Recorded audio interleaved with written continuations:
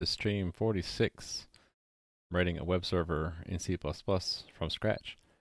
So I already have my web server, and last night it was not exactly crashed, but how did I put it?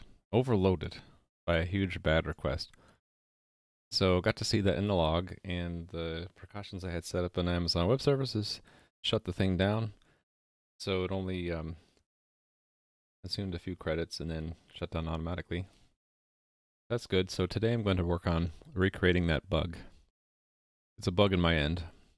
What we're supposed to do on a huge bad request is just close the socket and drop all the data. Hey there, Rally Monkey. So we're going to work on recreating that condition and fixing it. And then some improvements to the server. So I need to allow overlapping resource subspaces. And this use case kind of illustrates that. I might want Rhymu.com to go to some kind of landing page, which a static content plugin would serve. But I want maybe /chat to go to the chat room and /API goes to something else, right? Right now, /chat and /API are going to overlap the slash space, and the server won't allow that. So we need to kind of loosen the restrictions a bit. Allow overlaps as long as they're not, how do you say it? Not equivalent. So allow a subspace. So for example, /chat would register a subspace of slash, right? So static content plugin wouldn't serve anything from /chat anymore. It would go to the other resource handler. So once we have that, I can add multiple space support to the static content plugin to do something like have slash go to one area and then maybe slash something else like /doc go to a different folder completely. Yeah, it won't let you have overlapping subspaces. I verified that in my unit tests. I actually had a test for that. Don't know why it's on the other screen. And we want to make it big, right like that. So, where was it?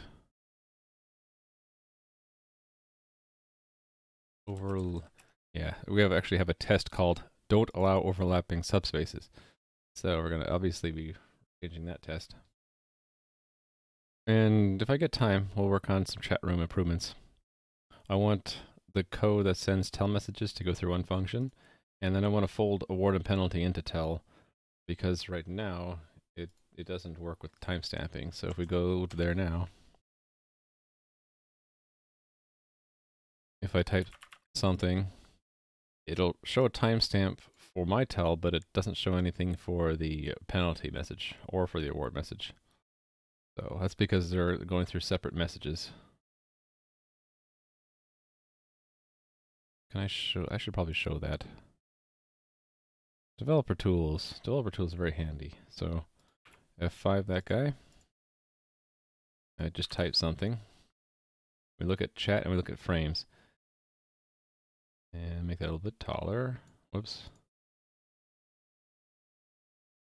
You can see right here, there's a timestamp for my tell, and the type of the message is tell. But when the answer comes back that I'm wrong, it's a type penalty, not a type tell, and there is no timestamp. So actually, I just realized we want to have the points thing added. Maybe what we'll do is we'll just include the time with the penalty and award. In fact, we probably should just fold time into all the messages that come back from the server, just in case we want to kind of show things timestamped. Yeah, so we'll work on that. So let me write down that's what we're going to, instead of folding it into it. Yeah, I'm going to rewrite this. So build timestamp into all messages sent by by the chat room. And then we're going to move the formatting of the timestamp to the client side. And actually, yeah, that I already wrote that. Make the server timestamps relative to UTC or something, probably just UTC, rather than a server start time. So let me try to recreate the bug. Okay. So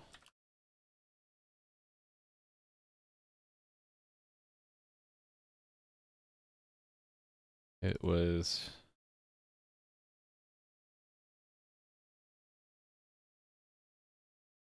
huge bad request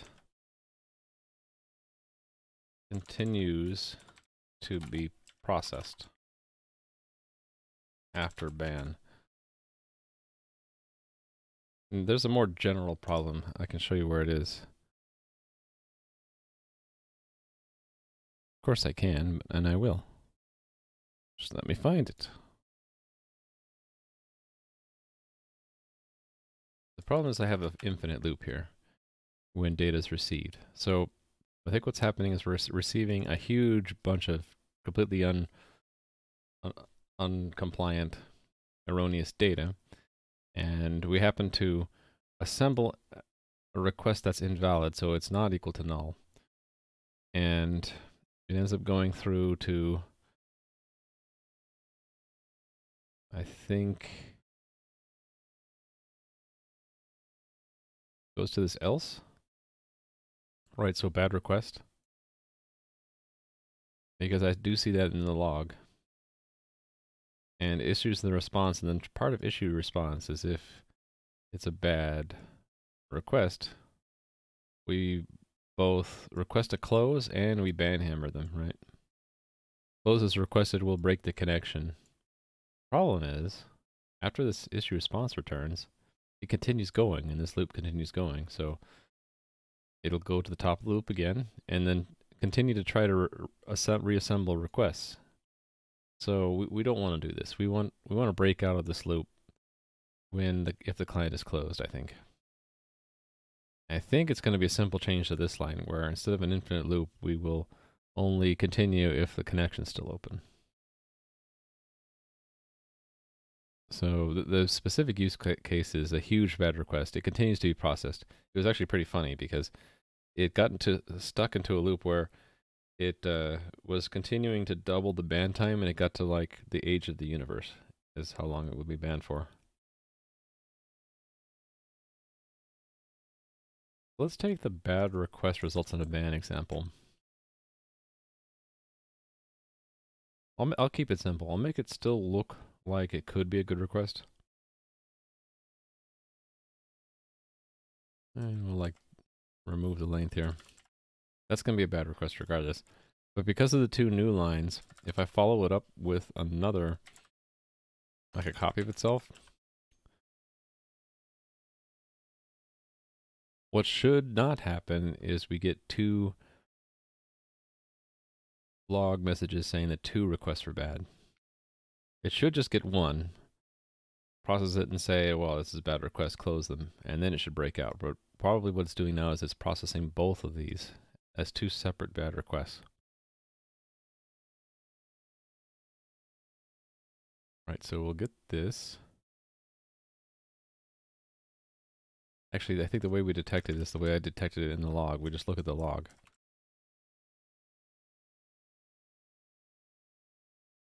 This stuff here.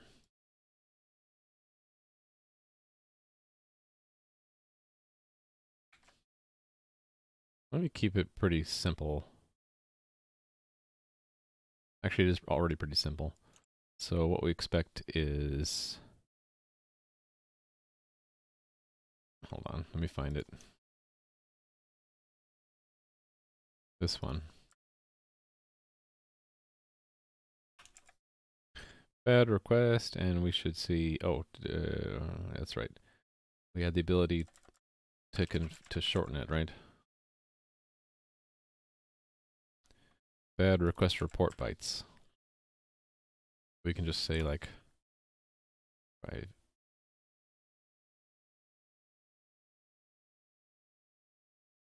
Let's just take the first 4 bytes, right?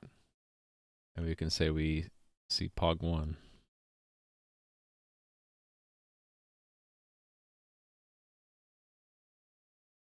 So I clear the messages here, and I expect to see that. I think what we'll see right now is it fails.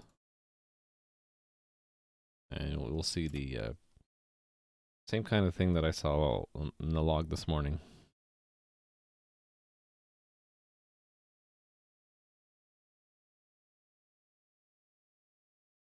Build, keyboard fail. So it's HTTP test debug HTTP tests. Yeah. So we expect one bad request, connection closed. Instead we see bad request, connection closed, another bad request, ban extended to 120 seconds, connection closed again. So I was seeing this and get into a huge infinite loop somehow. I'm pretty sure it's because of this for loop here. And I think it's easy enough to fix. We just say while connection state connection. No. We have a flag, don't we? Closed. Yeah, it while not connection state closed.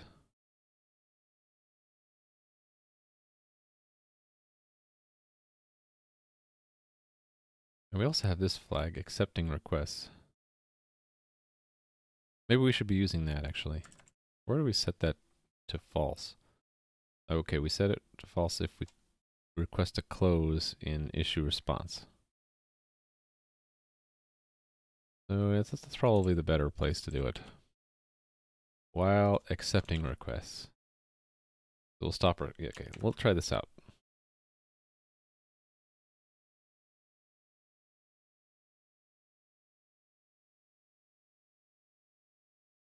Cool. So that was easy enough to fix.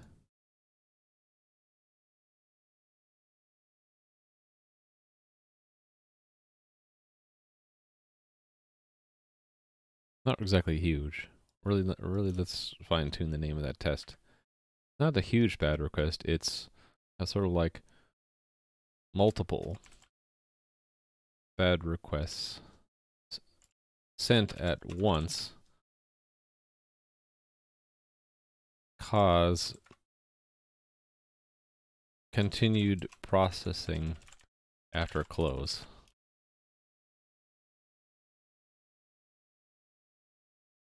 And it's okay to have a huge test name, I think. The only place it'll really show up is when you run the tests here. And it doesn't even hit the edge of my window, so that's still fine. All right, so we'll say fix bug in processing incoming data after connection closed. After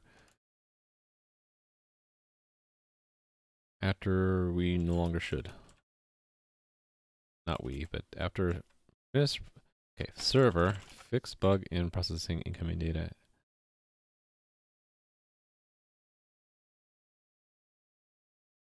After the end.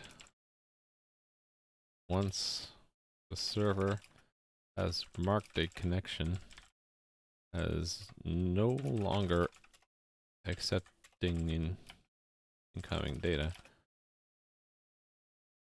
server should stop processing any data it was in the midst of processing, right? This should just return early out of that loop. Not that window, this one. All right. Oh, I should boot up my Linux box. Press the on button there. I'm going to get ready with my Sigwin X to connect to it. Just a moment. I'm just waiting for Sigwin. Oh, there it goes. So, again, sorry for the window being teeny tiny, but I only use it for a few commands here. So I SSH-Y, my name at my local server. I should probably wait for it to boot up completely.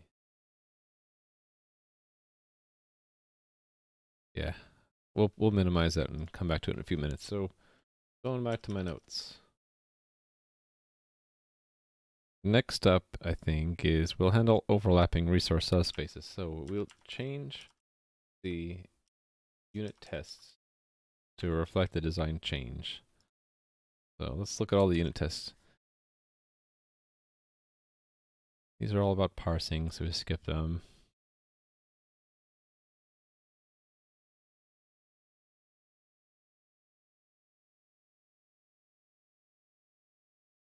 Okay, I'm just making sure these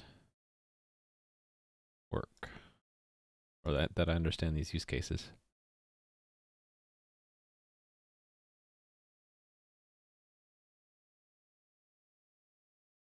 Yeah, okay, and then what's the difference between these two tests?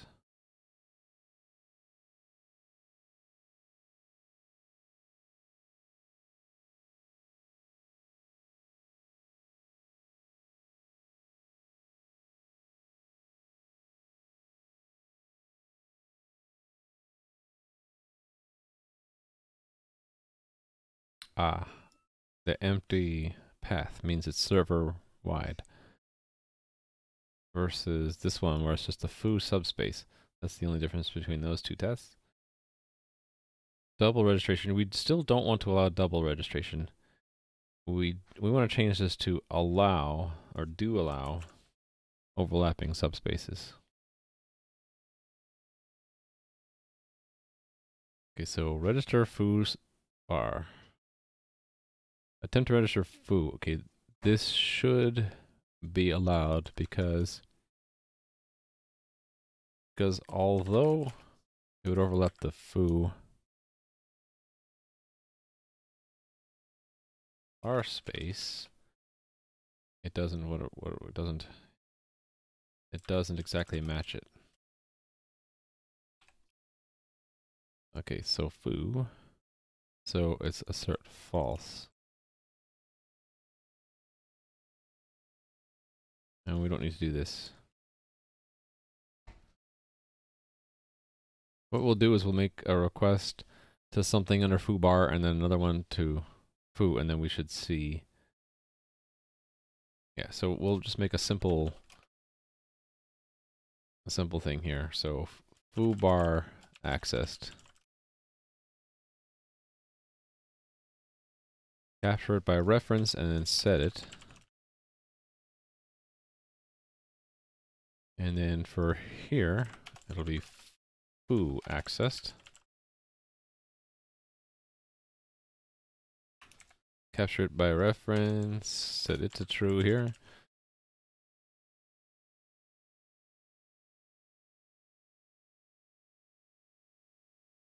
And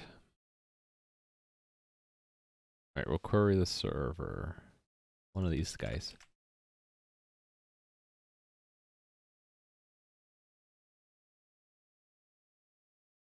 Test that queries to the two overlapping subspaces are routed to the correct handlers. And then after that, we will unregister. That's what we'll do is we'll unregister the /foo bar delegate and send a new request to foo /bar, this time expecting the foo delegate to be called, right? So we'll make a foo request. Oh, this is foo bar really, and then we'll make two requests. So there's the foo request, which is just foo / let's say foo index.html, right? And a foo bar request, foo bar index.html.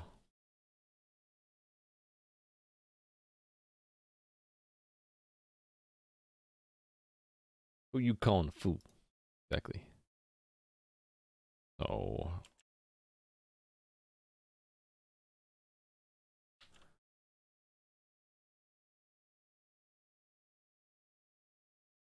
actually, it doesn't matter what the status code is. I don't need to parse the response, do I? We just assert here. Well, actually, we can expect. that foo accessed. Expect false that foo bar accessed.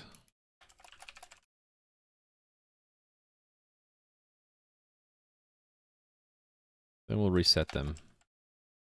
And then send the foo bar request.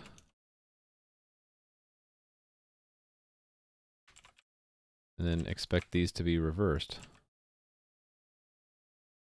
Okay, and then unregister. So that's unregister foo bar. And then send foo bar again. And then this will be, turn that into a true. And this is a false. It shouldn't be possible to set foo bar access to anymore because we unregistered it.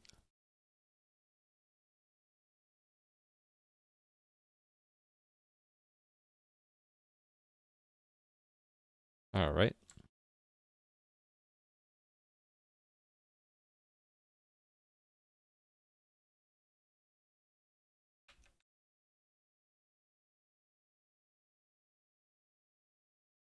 $12.90. Right, so right now it's not allowed, so we need to allow it.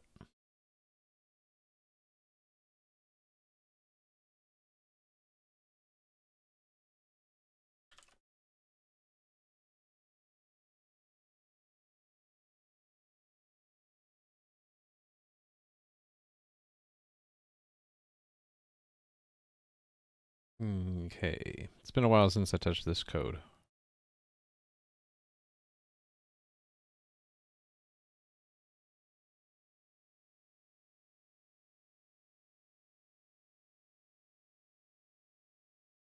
Yeah, so here's one check where we'll leave early.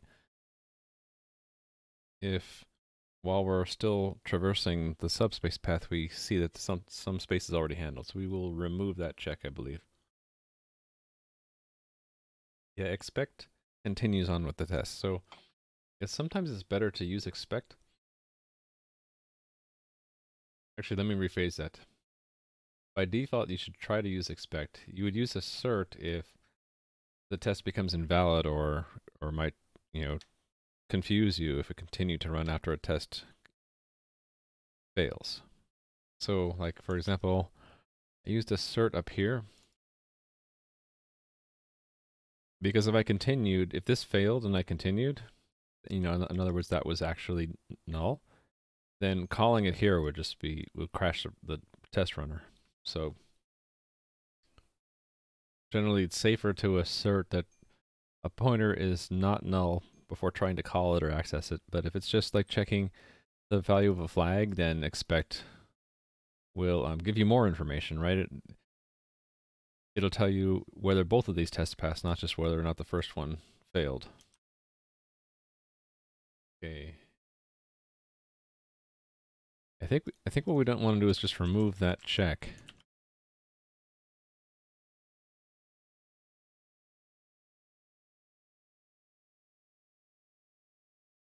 And then at this point, I think we just want to remove that check. Because if we get to this point and it's not null, that means it's a duplicate. Something's already registered that exact space. But the other condition we had before where it had to have no subspaces registered, that would prevent like foo from being registered when foo bar already is registered. Would you consider dedicating one stream, maybe a mini stream, as an overall recap for your 40 streams so far? Sure. Let's put that in the notes. So, future stream idea. Cap of all previous streams. You're hopelessly behind. Oh no. Yeah, just speed read the notes. That's what I'd recommend. Just skim through the plans and probably that should be enough, I hope. You just get a sense of where I am. Yeah, I know what you mean.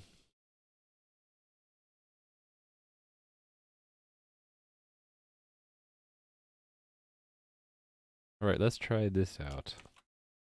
I'm kind of leaning on my own unit test here to see if I broke something else. 1332.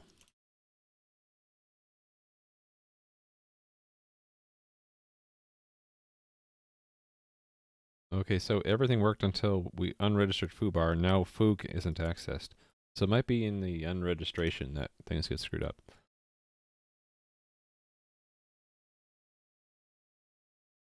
Right, so here's the unregistration delegate.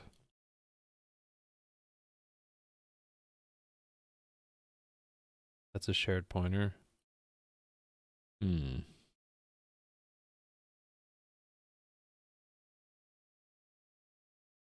Just wondering if this is safe to do. I've second guessed myself now when I capture things. This is safe as long as you don't hold on to the unregistration delegate longer than the server is alive.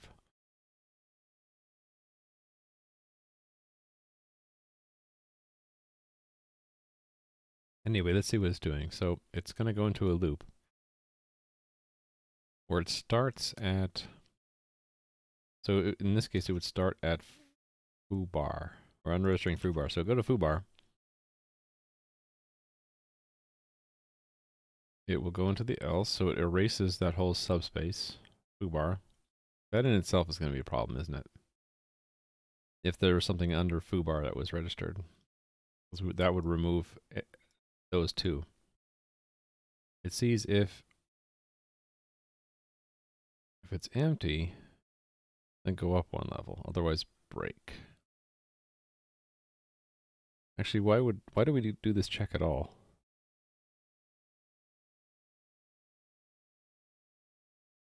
Oh, it's only erasing one subspace. So it goes to foo and erases foobar. And then if foo becomes empty of subspaces, it goes up one level and repeats. Okay, that is a problem, isn't it? Both of these lines are problematic.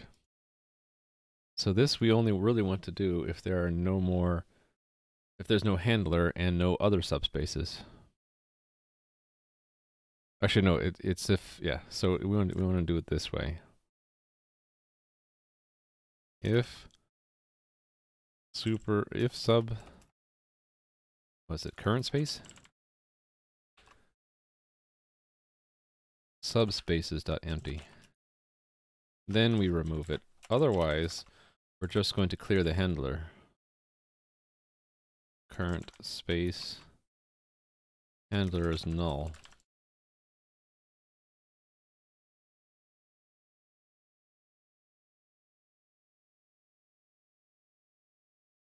Right, so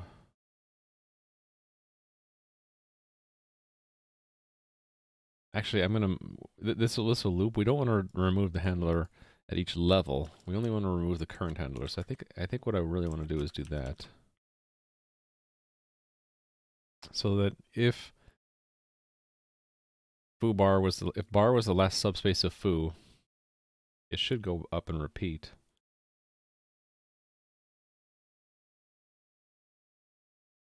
Right. Oh, okay, I see this thing here. This condition needs to be the outer condition.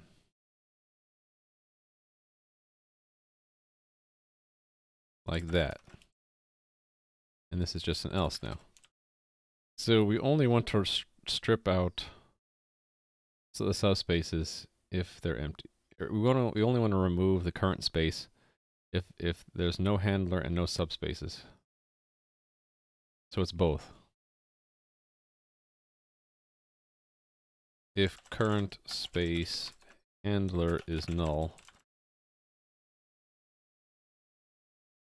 and there are no subspaces, then if we're at the root, this basically says if we're at the root, at root level, then we have no resources at all.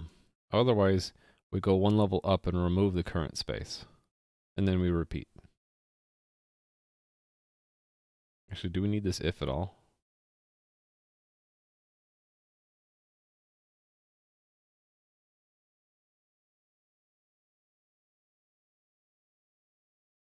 Hey, hi there. Multiple pixels. What am I working on today? I first fixed a bug in the server, but right now I'm allowing overlapping resource subspaces. So right now this wouldn't be allowed. You couldn't register slash to be static content and slash chat to be the chat room because they overlap. So I'm loosening that up to allow them to overlap, as long as they are not the same. So you can't register slash to be both static and chat room, but you should be able to register chat to be a subspace of slash with a different plugin. So this is the code here, which is handling registering a resource and sort of managing the different subspaces of resources. And we're going here and making modifications to allow overlaps. So this logic is sort of hard for me to read. I wonder if I need to refactor it. Hey there, said who 12. How's it going?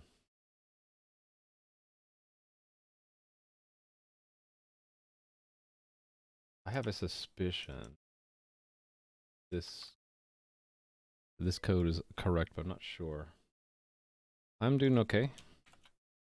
I'm actually learning a lot having my server live on Amazon Web Services, because every morning now I log in, and if it's not running, I get to try to look at the log file and see what kind of botnet attacked me that time. So last night I got attacked by a very long, invalid sequence of bytes, which triggered a bug in the server. So I was able to fix that bug, and yeah, it's interesting. And the other day, I'll show you guys this one, what it looks like. I don't see it. Look back at my log file and see it. Yeah, here it is. So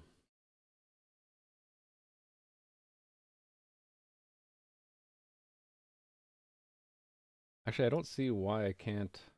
Well, no. I'll just type it out, since I don't want to show any actual IP addresses. So I'll get like a request that looks like this: get/login.cgi CLI equals AA space AA single quote colon. Oh no, it's encoded. AA, and it's like trying to get something from a web server. So there's like a IP address there and stuff like that.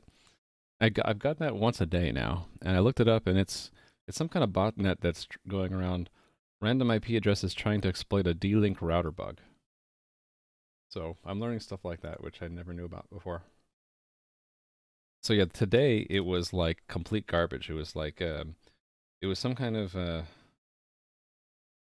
even remember what it was, but it was just some random script. Like if you took the contents of a script and just dumped in like I think it was actually post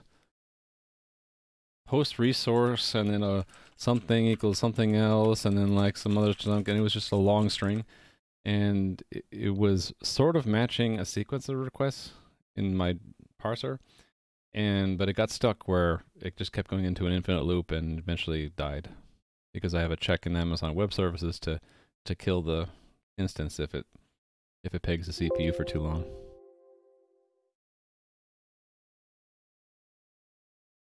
Yeah, my project is kind of getting long. Raleigh Monkey was suggesting that I dedicate a stream recapping like all of these streams to sort of build up what I did. Yeah, I was trying to get at that through this high-level diagram, right? So we're on stream 46 now. So building up all these pieces throughout those 46 streams. So I'll probably do a recap at some point, kind of talking about, like stream 16 we got to this one, and 17 we did that, and then by stream 20 we had all this level, and etc. Random question: do you believe in randomness? I do believe in random. I like random questions, and I like random botnets attacking my server. They're all opportunities to learn. I was going to run my test and see if my changes just now worked. Okay, they did, but let's see if it broke something else. It did not. All right. See, this is why I like having 62 unit tests now. If I can change the code here and get all of the tests to pass, then it gives me pretty good confidence that I did it right. So now we're allowing overlapping spaces. So let's test that in the real server. So the real server's configuration looks like this, where I kind of had to put static under static, but now I can do something like do that. Right? And then I can, let's run the server. It's wstage wserve. And then I can go to this guy. I'll just open up a new tab. Localhost 8080. And I'll just go to /index.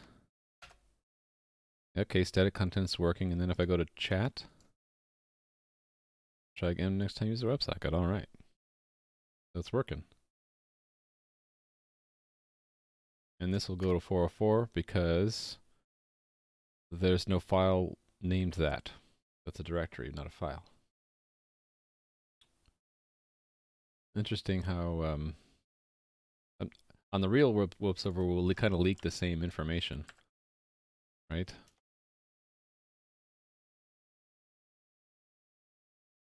No, but it has to be under the static handler.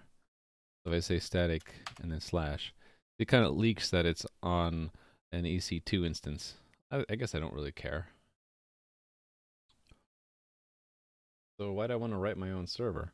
That's a good question. Kind of goes back to my long-term roadmap. So I started setting up a blog and I was looking at WordPress and it's usable, but I really didn't like how constrained I felt. So I'm like, well, I can do this. I've done HTTP parsing and generating requests and responses at work before. Why not try to do this? And it gave me something that I could build up from scratch on Twitch and kind of show the process of developing something in C++. Because I knew I've already done this at work a little bit, so I knew I needed roughly this amount of components, you know, some low level, some high level, and it just seemed like something I could do on stream from scratch and not take a whole lot of time to get there. Yeah, I don't really like WordPress, but I want to have some kind of website, some kind of blog. And I guess the other thing is, where was I? I was getting into Twitch, and I'm like, it would be kind of cool to make my own Twitch bot. And the way I understand it, it's like, it's all web tech, right? And something like a web server gives me a platform from which I can develop stuff like that.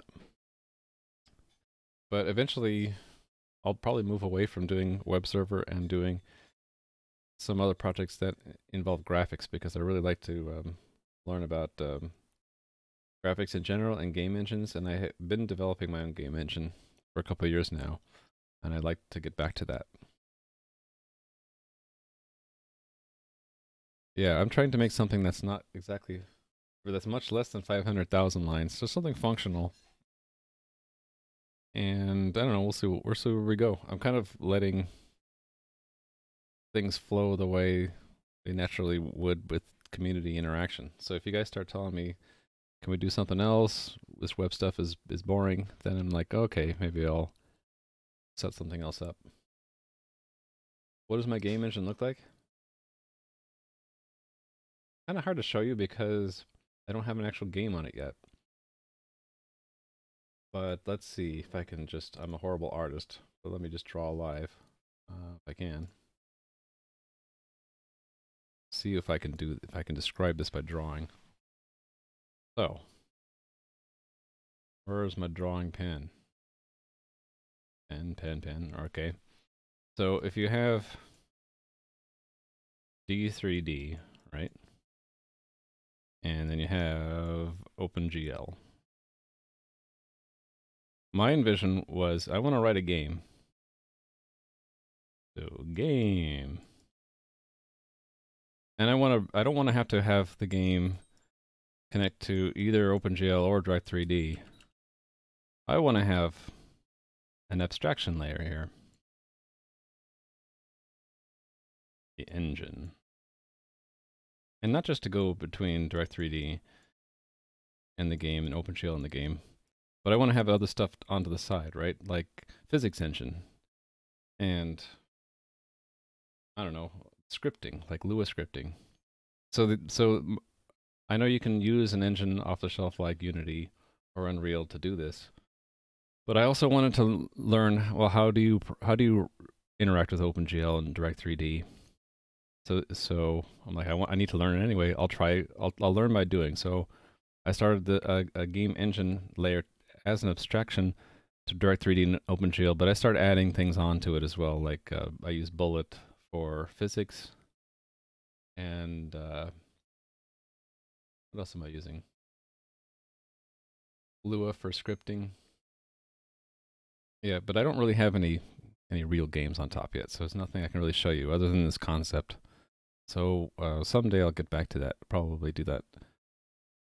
Probably do some of it on stream. I don't know how much I want to do on stream with that though. All right.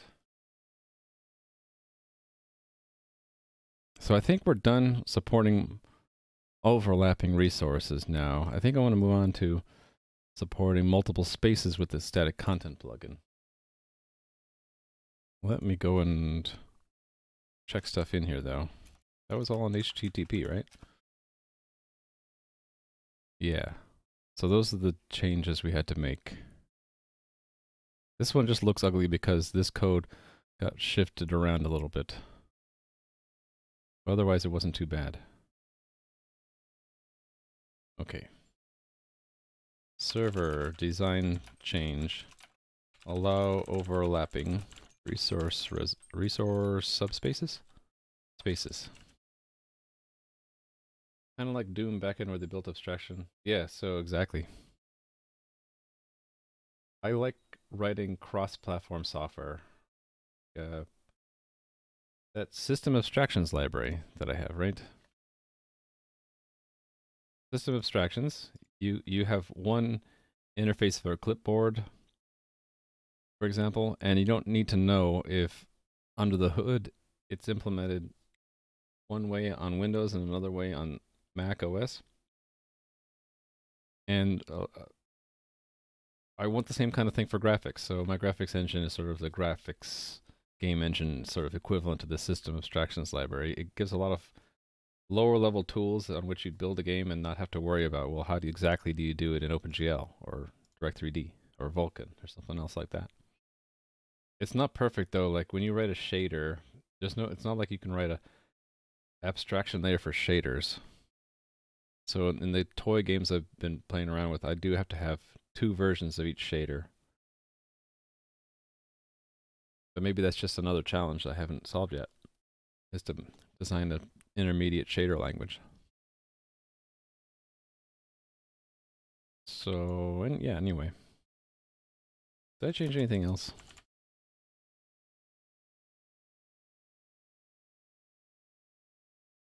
What did I change to the root level? Oh, yeah, that was just a test. We can reset that guy. Hardest parts for you in programming are building good abstractions and naming things. Yeah, naming things are tough for me too. That's why I called this whole thing Excalibur, because I'm like, I just need some random name that sounds cool. Because I don't know what to call the thing. The web server thing. Okay.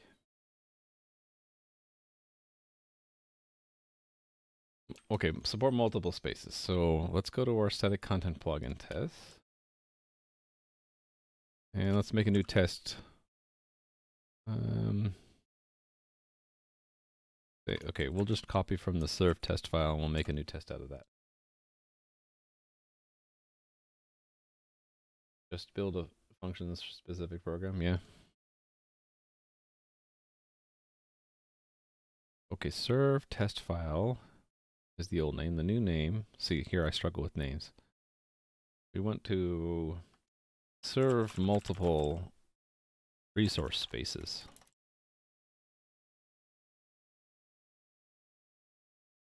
Okay, so we'll have, I think what we want to do is have multiple directories under the test area.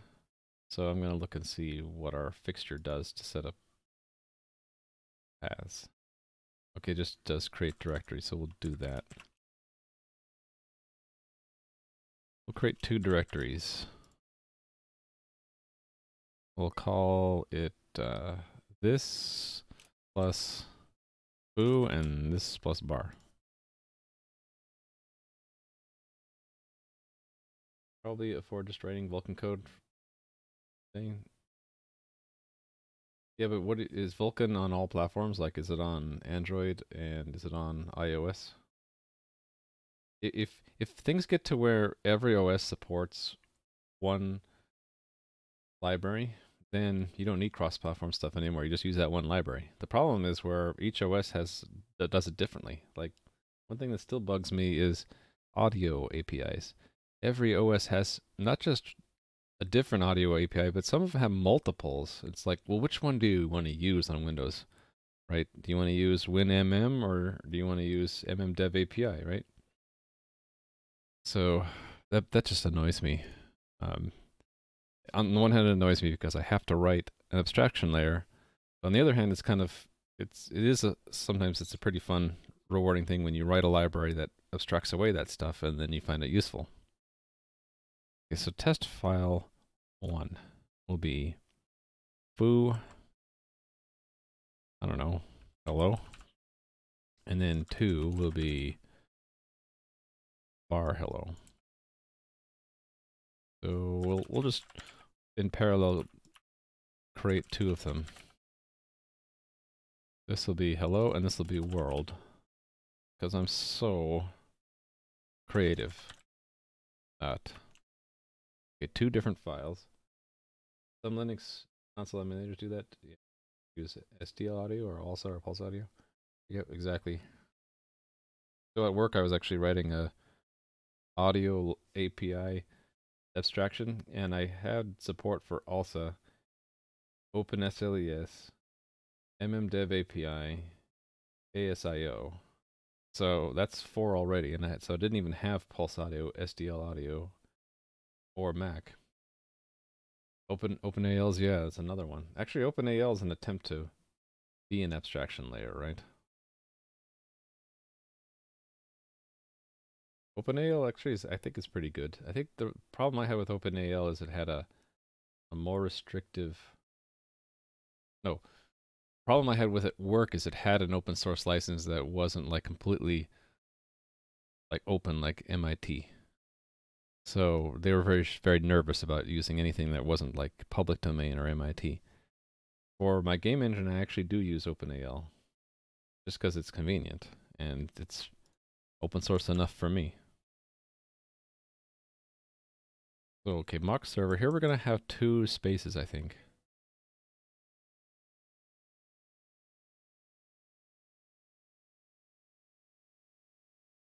I heard of the GLTF format. No, I haven't. And yeah, by the way, I don't mind these distractions. I like to learn new stuff. Let's look it up. GL transmission format. Huh. JPEG of 3D? Huh.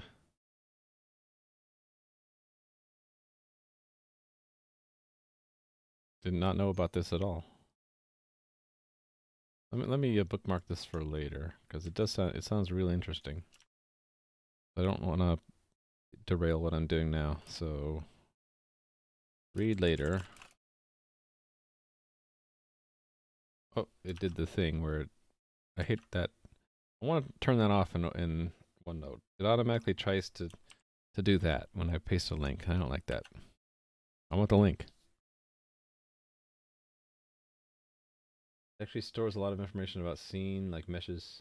Yeah, I needed something like that when I was playing around with doing a combination of models, textures, and animation. Like there wasn't really a good format out there that handled everything I needed. I'll have to look into that. So that might be a good way to go for what I needed before. All right, so the configuration for this is for the static plugin, right? I was going to change space to spaces and then make it a JSON array. with, here we'll have foo and then bar. I think what I want to do is make a change that that's backwards compatible. So we'll have space, we'll continue to support space, but then we'll add a spaces with an S that takes a JSON array. Tries to standardize, what's PBR? Production, build, resources? Which framework need to web development C++, also web server? Let's see if I understand the question, Bubble Dad. The framework for web development in C++, I'm making my own. So I was showing this a little bit ago.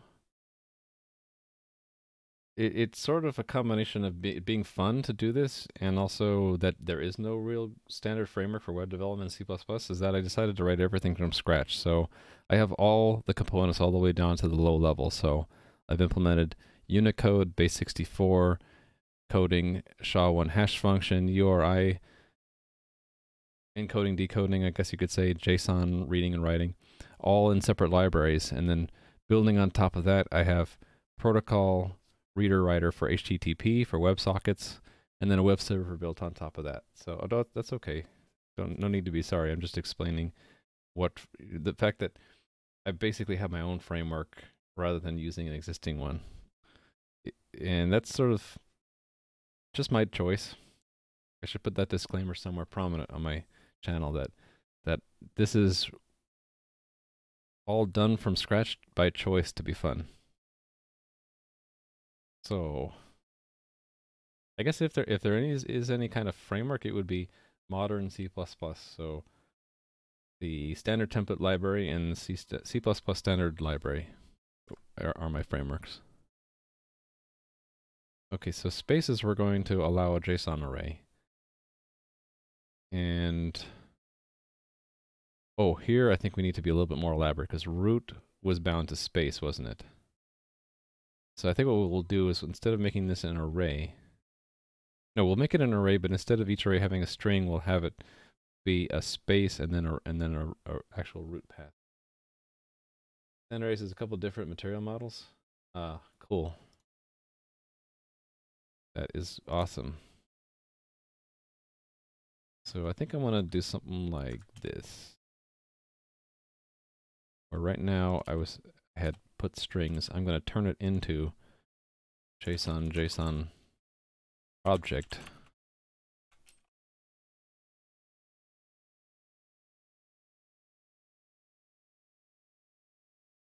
Oh, is Sedhu12 working on an engine as well? Did I miss that? Oh, I see you did say that. You're doing for your engine Vulkan code. Cool. Oh, I think I saw that. I saw you streaming at one point. You were working on Vulkan. Now it's clicking in my head now. Yeah, so shout out to Sedhu12. When he streams, or he or she streams, it's going to be a cool Vulkan game engine development.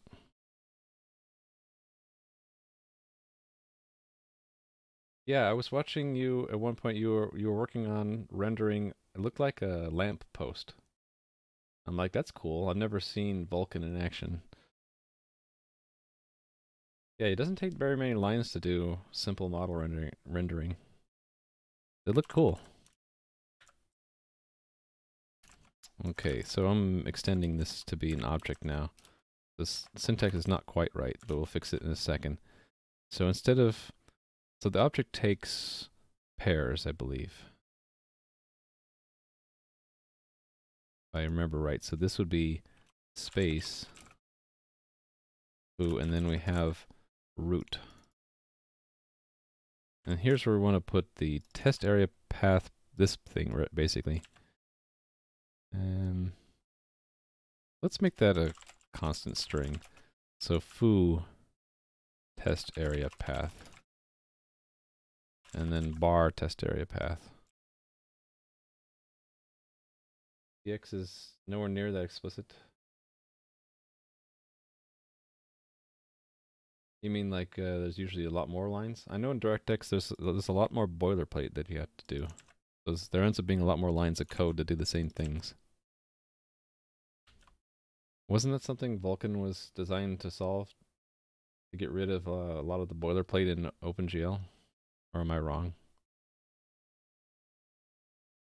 Probably wrong. That's fine. I don't mind being wrong as long as I learn about it and am right the next time, I guess. Okay, so if I'm moving space and root together, I guess we'll just remove root. Okay, then we're going to test in 2 different requests, I think is what we'll do. And here we'll change this to be an expect so that we can see them both fail.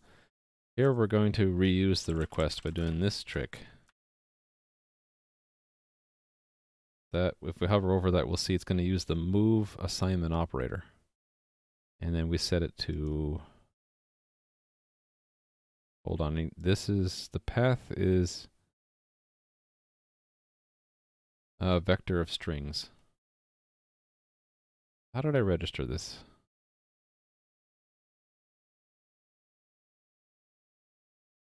I guess it's foo, and then I had it be hello, and the other one was bar hello, right? And then this should just be that, and then we reuse the variable here, and then we expect world in the second response. Okay, good. Vulkan is designed for multi-threading. Yeah, that's one problem I ran into. Both OpenGL and Direct3D, they require you to like set the context, and you can't set the context for more than one thread at one time. So it's like one big critical section.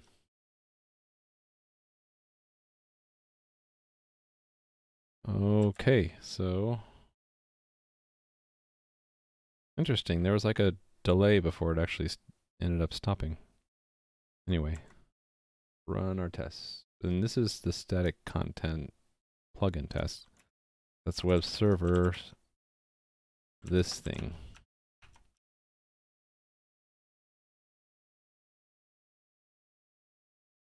Bad function call. Oh, no space in URI and configuration. Right, so how would I catch that?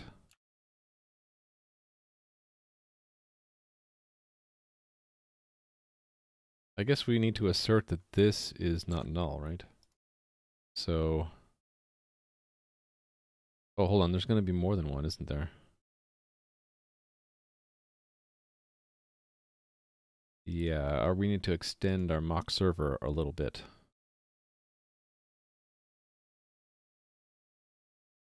Yeah, let's do that. Can't really multi-thread your workload, yeah, because it's the whole thing is seen as one engine, so to speak, right? One sequence, one drawing sequence. Everything is done with command buffers, yeah. That does sound cool. Okay, I think what I want to do is extend these a little bit. So we're going to allow the unit test to have multiple registrations. So I think what we'll do is just make a map, and we'll include map for that.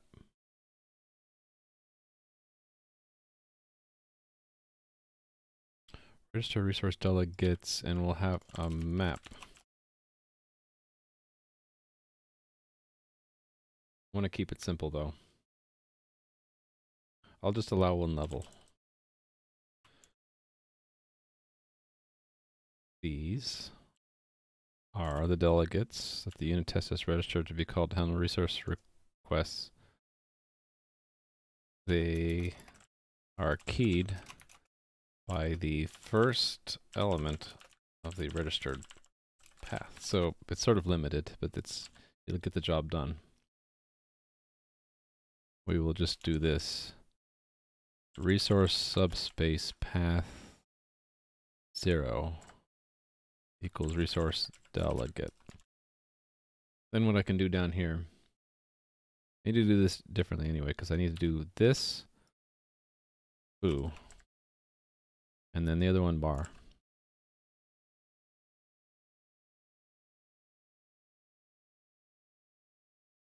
I think that's right.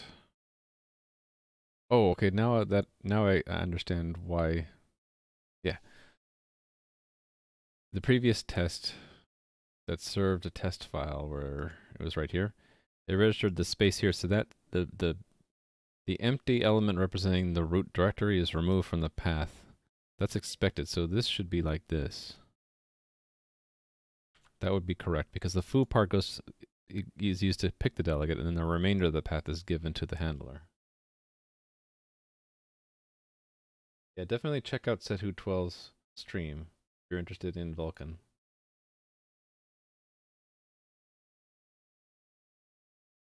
Okay, yes. So to make the test not crash, we'll just assert that those are not null. That's after we load the plugin right here. So assert not equal basically server.registeredResources.empty. Actually, I guess it'd be better to say false. That server registered delegates find foo, not boo, but foo, equals empty. How come it doesn't like that? Oh, not empty, end.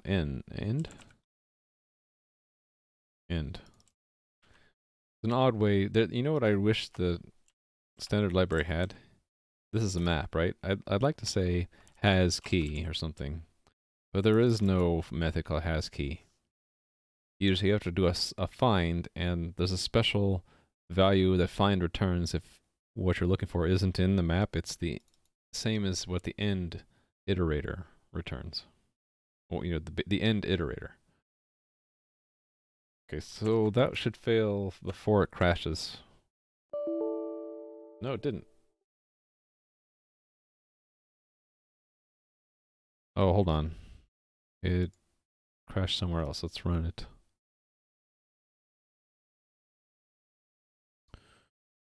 This guy. Run.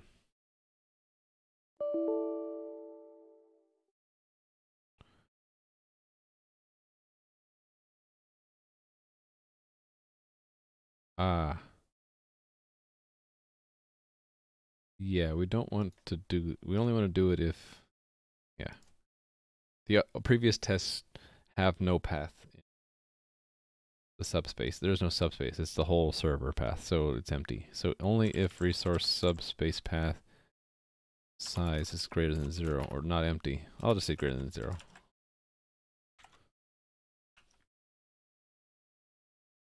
Okay. So it's failing where I expected it to originally fail. So we'll go fix the plugin now to allow multiple subspaces. So right now, it has to have a root and it has to have a space. I think what we'll do is we'll say if it has spaces, we'll use that.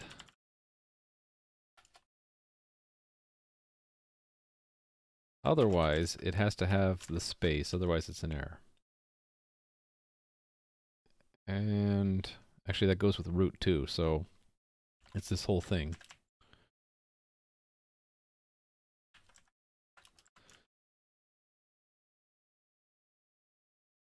So we'll move this into here and we'll say at the top level,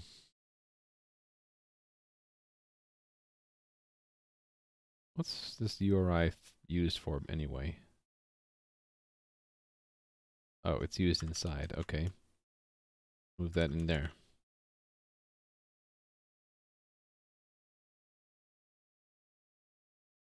I didn't think the quality was that bad. When you were looking at you were rendering the lampposts, it looked pretty good to me. Of course, I always turn down the quality of streams because I don't like downloading 1080p stuff. I'm only going to look at it in a 500 pixel wide window anyway, so I might be shifting it down, so to speak, to 480p. Okay, this is the new way. If multiple spaces are configured, are specified, configure each of them. Otherwise, expect a single space root configuration item pair. That's the old way. So the new way will be its spaces, and we'll interpret it as an array. So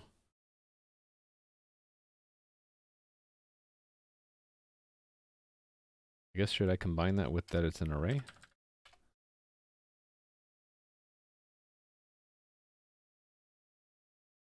Get type equals JSON type.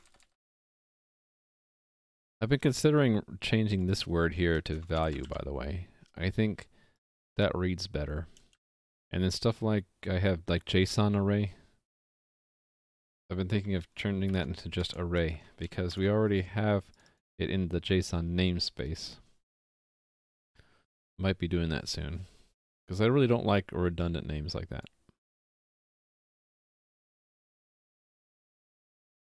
So here we're going to iterate, I think. So for size t equals 0i less than. Now let's get the array out though. Const auto spaces equals that.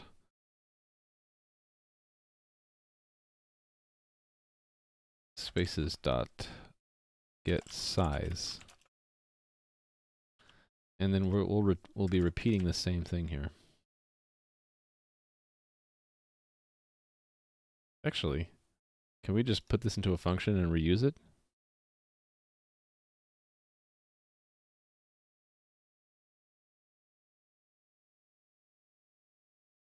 Oh, I got confused. I wasn't playing with it there yet. I was down here. Yeah, I think I can because in both cases it's space and root. Yeah, so let's move this into a function.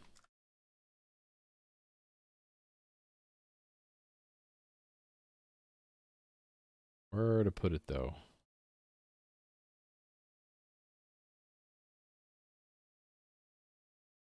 Anonymous namespace, I think. Namespace.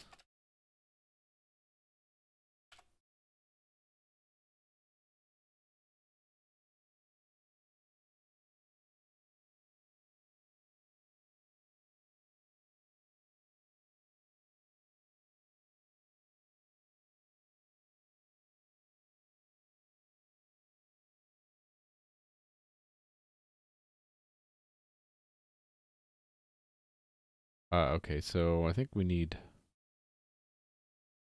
a structure of some kind. Yeah, let's turn this into a structure. Struct space.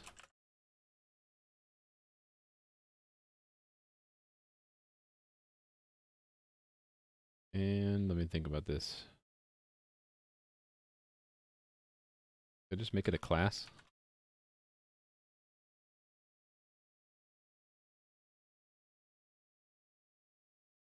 No, but we'll keep it simple.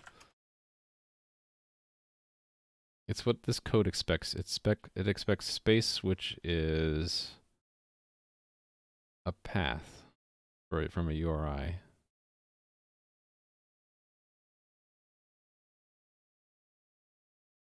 Vector of strings.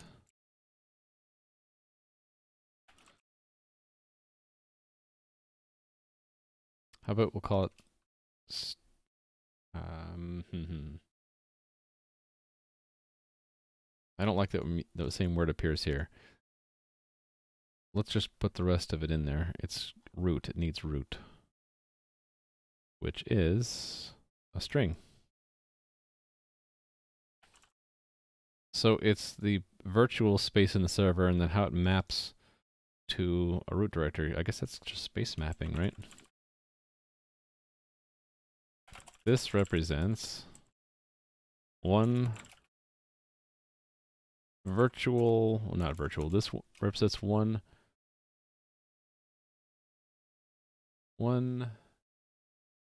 space of resources, of server resources, and how they should be mapped to the file system. This is the path to the space, resource space, in the server. And this is the file system path to the files to be served.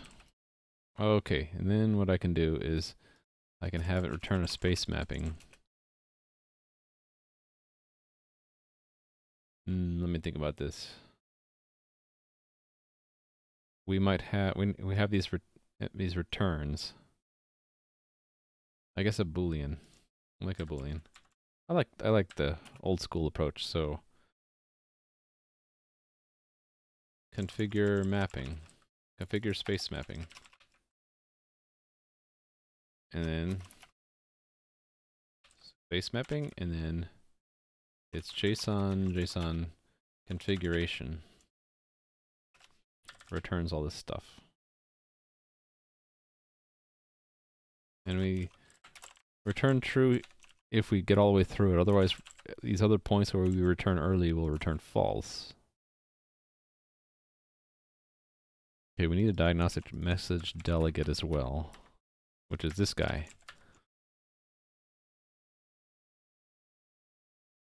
Hey man, what do you think of this code? Let's look at it. Ray tracer. What do I think about this code? It's nice and small.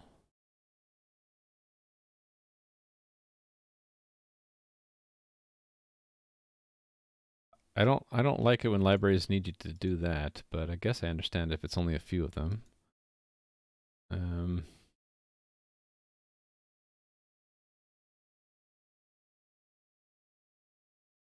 Cool.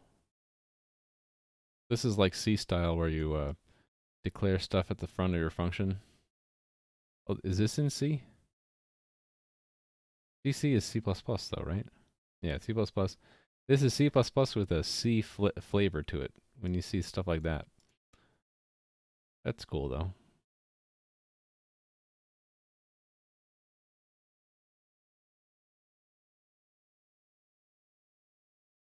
C++ 03? It's not that weird.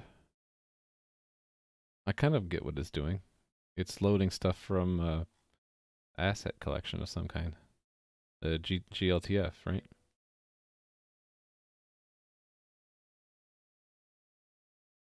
Loader, that seems important. Oh, it's doing all the work, and this function is basically reporting what it did, and then what's it doing here? It's extracting a mesh out of what the loader gave it.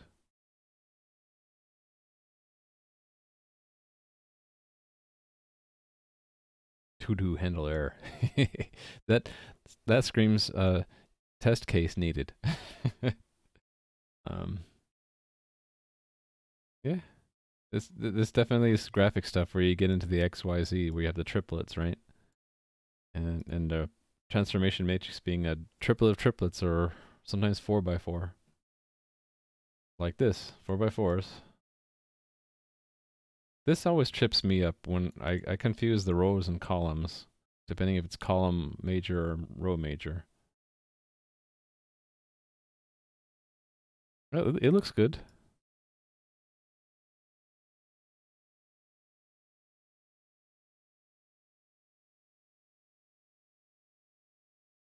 GTF load. They have a H file.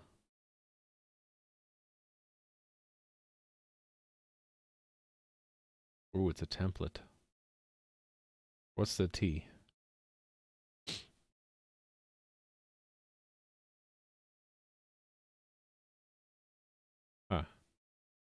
a little bit messy. Like, why do they have these generic templates in the GTLF loader? Shouldn't this go into something like arrayAdapter.h? That's what I start thinking of. I'm just speaking my thoughts out loud.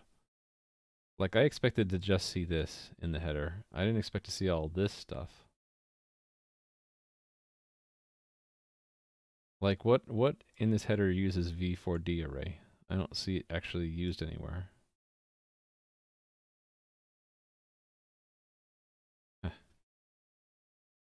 Yeah, I have to read the source. I mean, it's decent, but I have questions like why all this crap here, right? This shouldn't be here. None of this should be here. I only expect to see this in that header file. And maybe if you used custom types like mesh, like where's mesh declared? Oh, it's in another header file. Yeah, so all this stuff shouldn't be here. Doesn't belong. Then I would have given it an A. So I guess I give it an A minus. Because it's not too horrible. It's just got a lot of stuff that shouldn't be there. Yeah, like I'm looking at this. I do that kind of thing too. It's like the lazy thing. Like somewhere in here they needed like that function and there wasn't really a good home for it, so we just kept it here. This you don't need, by the way. You don't need static if you're inside of a namespace. You just take away the example and just make it an anonymous namespace.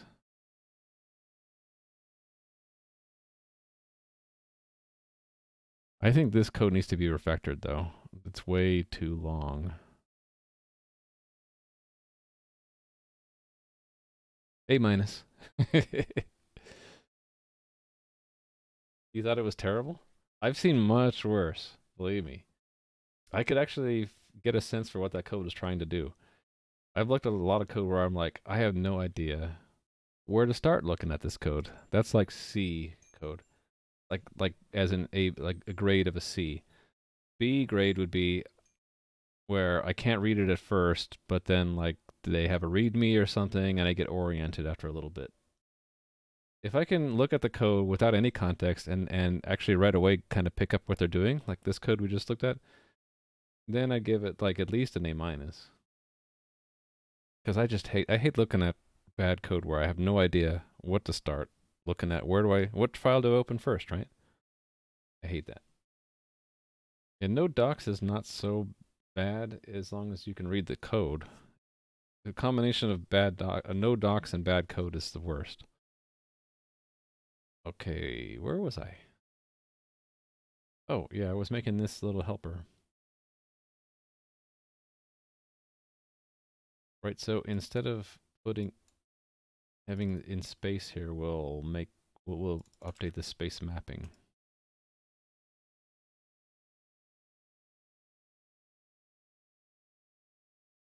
And instead of this root, it's space mapping root.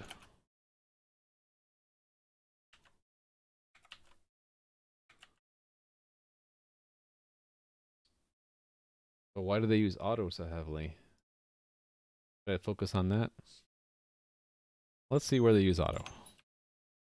I should make this a little bigger, shouldn't I? This auto I always do myself. That's because this code, you really shouldn't need to know the exact name of the type of this. The name is not the concern of this code. The code is going to use it, not care what it's named. So all of these autos in the loop, they're just they're hiding the detail that doesn't matter, like the actual name of the type. And the same thing sort of here, although you could start to argue that you might want to know the types, like is count signed or not? We don't know. You might want to know that. So here we're kind of getting on the edge of, you might want to say what the type is.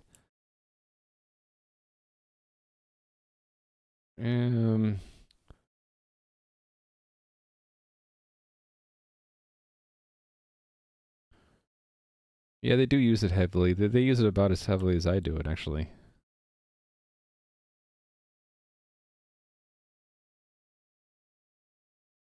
Yeah, it's hard for me to fault them without faulting myself.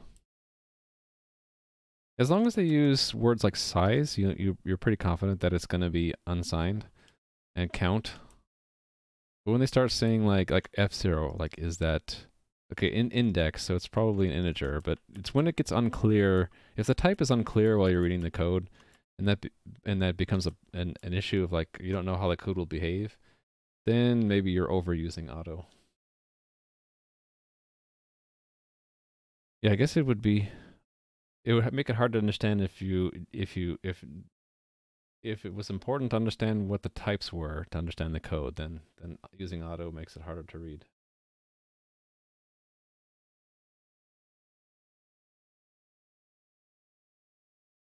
Okay, yes. So we made a little function here. I didn't document it though.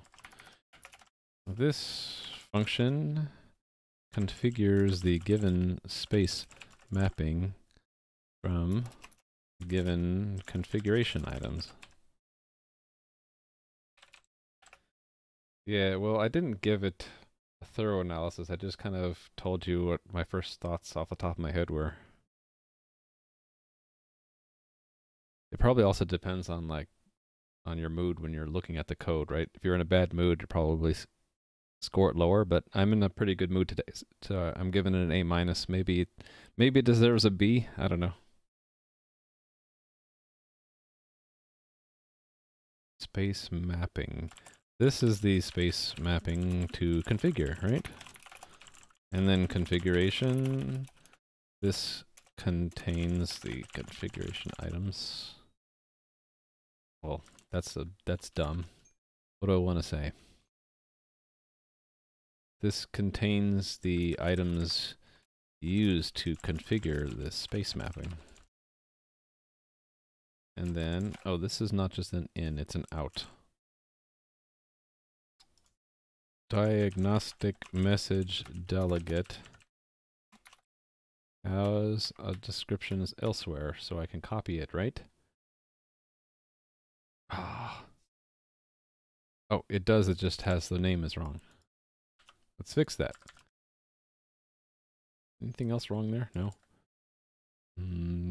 Okay, paste and format. Yes, all right. And then we return something. What do we return? An indication of whether or not the space mapping was successfully configured is... Okay. Thanks for sharing the Vulkan stuff, that Who12. Have a good one. Alright. Yeah, thanks. Hopefully I don't get hacked like last night. See, how am I doing on server right now? Still running, I think. Yeah, still connected.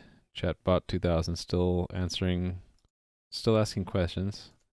28, that's 62, right? Yep. 137. Right, I'm back to positive points. Okay. That's all that matters. Let's see. So we're going to call this function we just made from down here.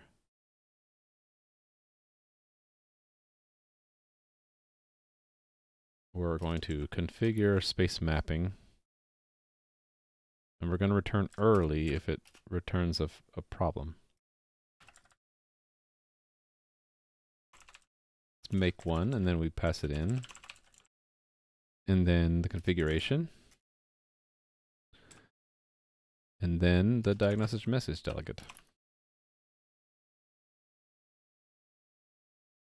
There. All right. Oh, I need a in parentheses. So that's the default. So if there are multiple, then we're going to repeat it for all of them, right?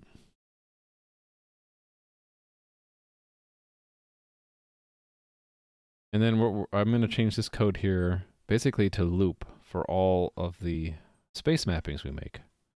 So we will make multiples. We will make a vector of them.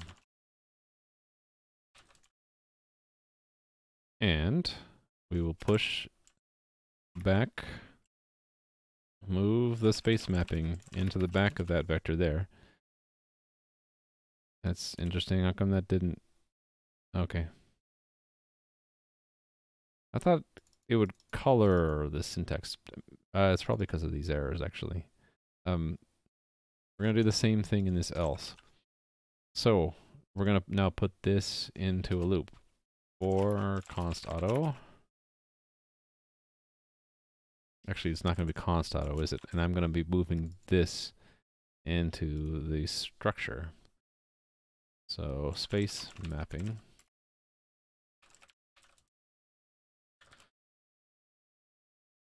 And all of this stuff.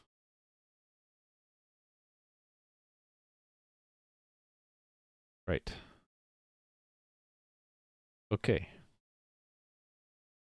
So it's going to be space mapping dot space. And space mapping dot root. Okay, here we're going to need to capture I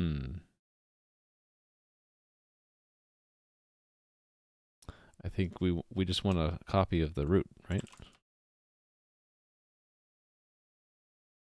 I just say auto root equals.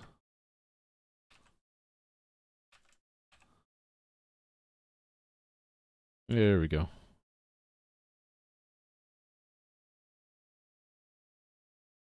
Okay, we need to do something with this unregistration delegate though. I think what we want to do is we want to put it back into the space mapping, so which means I need to go and find out what the type of that is. Really? IntelliSense not helping. Here it is.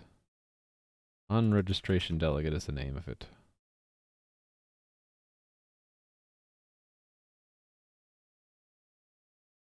Okay, this, it's probably within the namespace HTTPI server, right?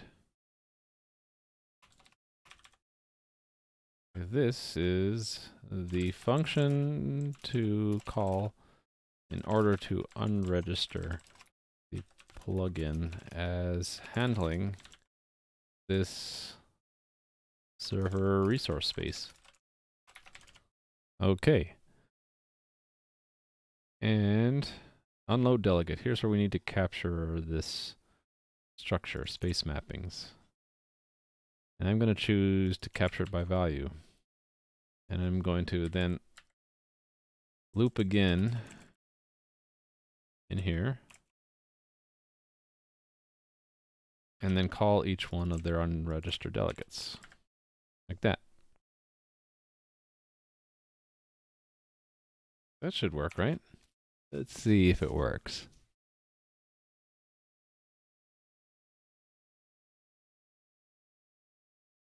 It didn't work. Oh, wait a minute. Why didn't it work? No space. It still says no space. Oh, I think I know why. Yeah, so I'm just using configuration here. I need to use space as I. There we go. And it worked. Well, what do you know? Let me run all my tests to make sure everything is still working in general.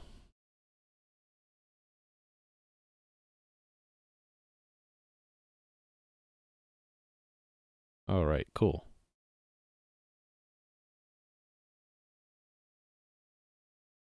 So let me test it on the real server.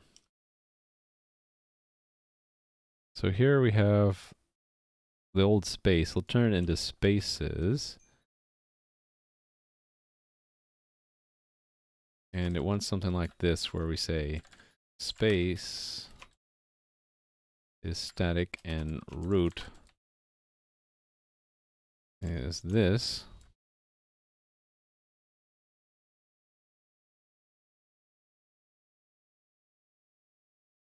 And now we can add a second one, right? So I think what I want to do is add chatter. And have that go to the build I have of the chatter app. So that's under chatter build static, I think. No, it's just chatter build. Yeah. So from the executable, it would be, I guess it is 3 levels up, right? Because the test, where is it? Test static content. It's at the same level as chatter. So it'll, same number of dots, and then chatter build. So let's try that out. It's W stage, and then W serve. And then I'll go to my client here, go to the new local tab, localhost 8080, and first go to static, and then I'll go to chatter.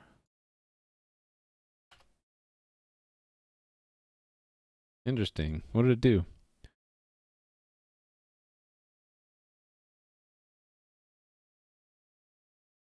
Oh, it's returning text plain.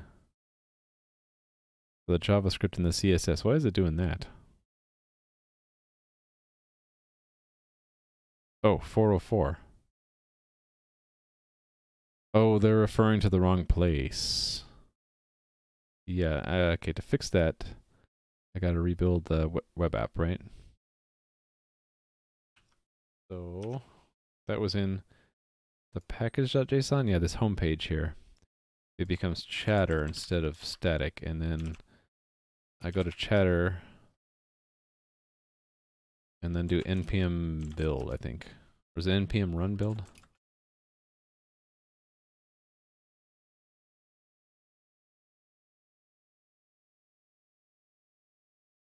Building.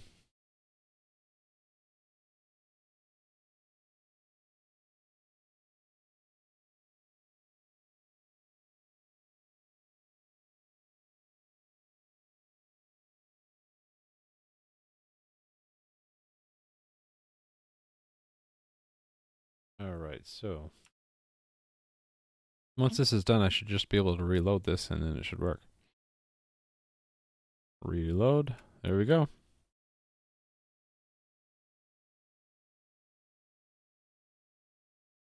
Where is the window? Oh, it's here, but in this side. Right, so now the static content plugin is serving stuff from both /static and also from /chatter. So awesome. Awesome sauce.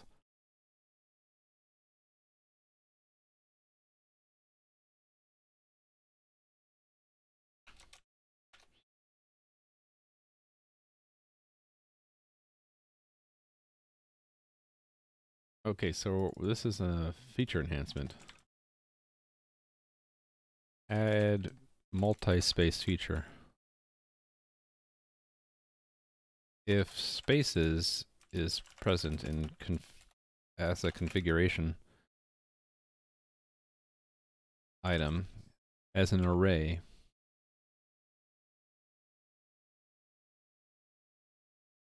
the plugin registers multiple resource spaces with the server, and each space has its own space and root configuration items. Otherwise, the old behavior of expecting space and root configuration items at the top level of the plugin configuration is used. Applies, really.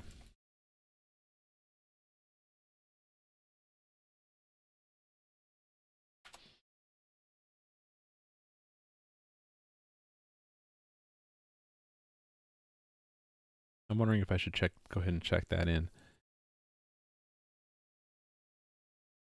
I think I do want to check that in. And then this one. Yeah, let's check these in. So move chatter to chatter resource in test configuration.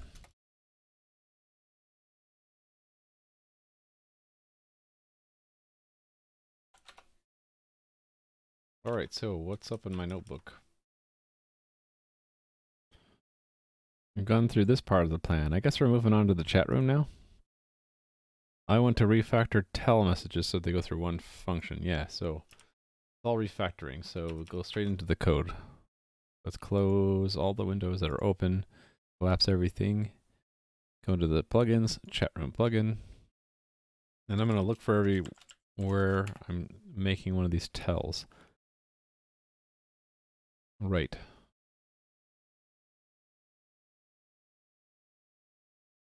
So we're going to take, I think, this much of it. Actually, there's this bit about the mutex we have to be careful about.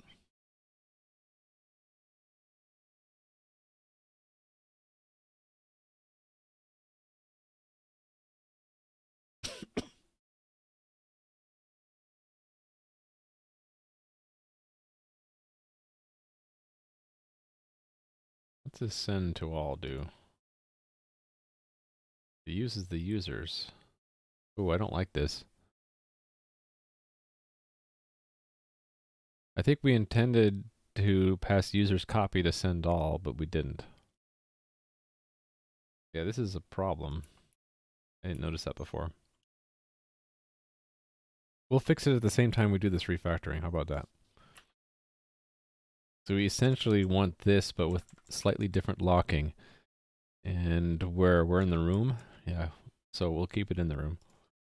So it'll be void send tell.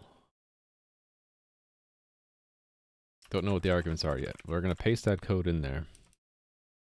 So what we'll do is we'll get a lock. And that mutex is just a normal mutex. So we need to know the sender. On string sender. We need to know the tell. Let's put it first. And I think we won't, yeah, we can get the time from inside the function here.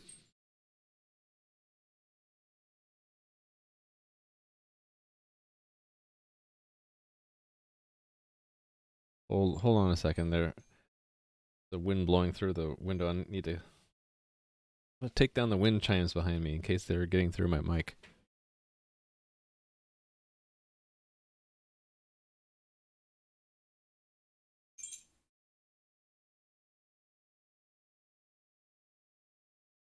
All right, sorry about that. Yes, so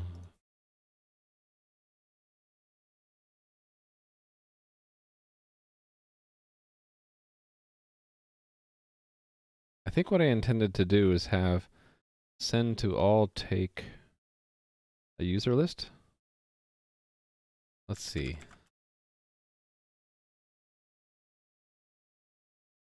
Yeah.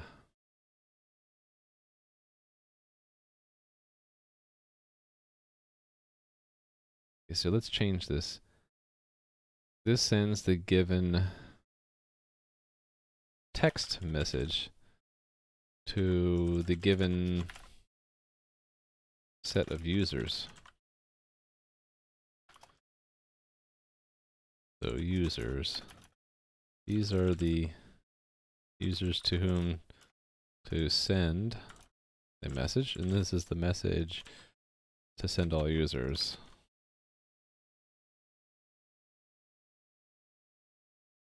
And we'll do this. Right now it's picking from this map. But we want to do it without holding the mutex, so we will pass it in.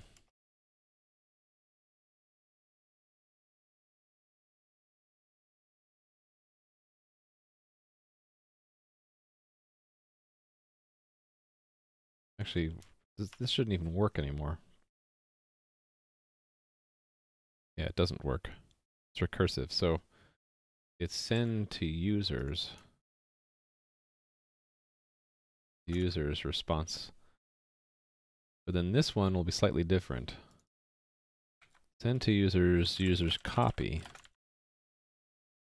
That's important because while after we've unlocked and before we lock the mutex again, this users is subject to change. So before we unlock it, we make a copy, and then we're going to use the copied users list right in this function, which does not require us to lock anything. Okay, so we need to fix a few things here. This becomes sender. This becomes tell. I think that's all we need to do, though. Okay. And let's document this. This function sends the given tell, the text message, to all users.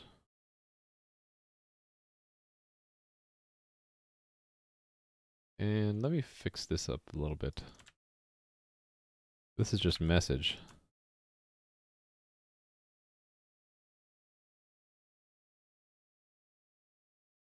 Tell. This is the tell to send as a text message to all users. Okay.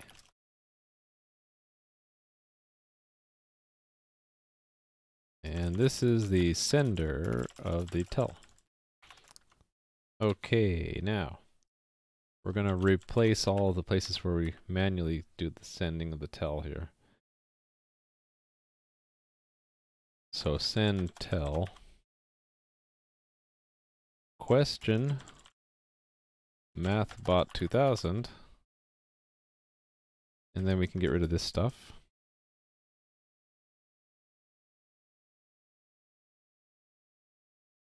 Okay, we still want to do answer change condition though. And we want to, okay, we want to do that first because we want to unlock. We want to do this while we're holding the mutex, then unlock it, then send the tell, then lock it again because we're going to go back up and loop again. And this thing I did not mean to copy here, though. We just have to make sure we're going to use that send tell, but we can't be holding the mutex when we call it.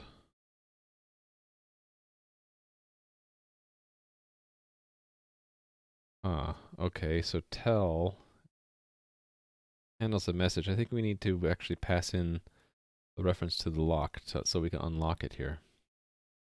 Send tell. Tell, and the sender is this guy.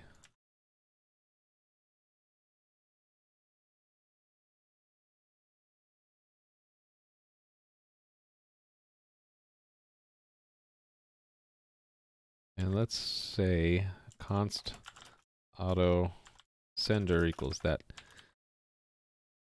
because the user entry might, hold on, will the user, gotta be careful here.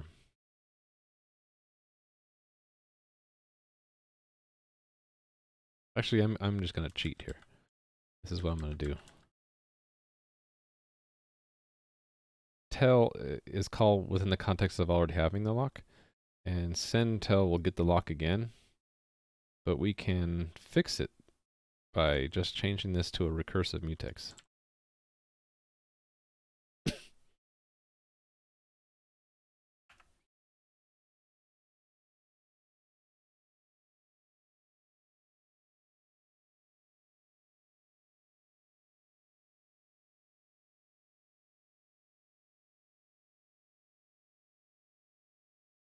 All right.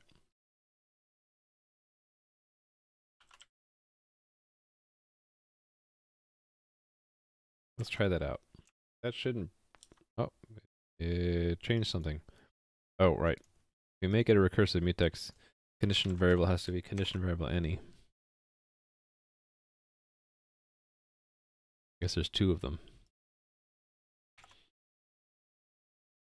All right, so we're gonna get set up here to run the chat room tests.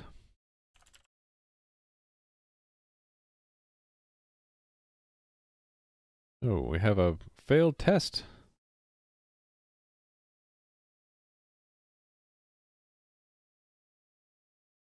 Let's look at the context. It's line 801.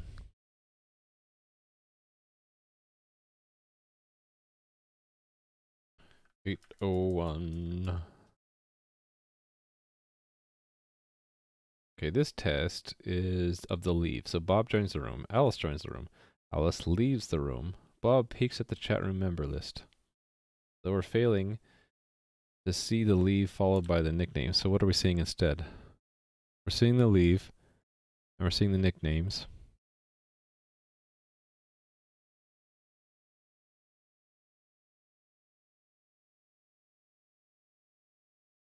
Huh. It's seeing the first message as a string instead of an object.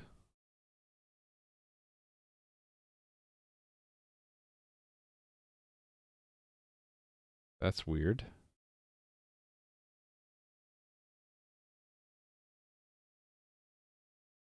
I wonder, let's see what happens in the leave.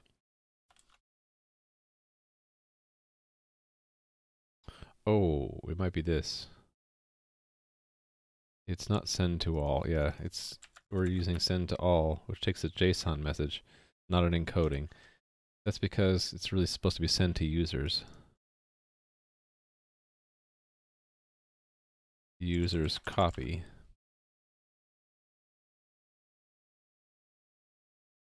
So wherever this user's copy is, we want to do send to users. Okay, so that was the only place. So there we go. Our unit tests help us catch that. Cool. All right. And just a sanity check of all of the tests in the framework, and we'll check this in.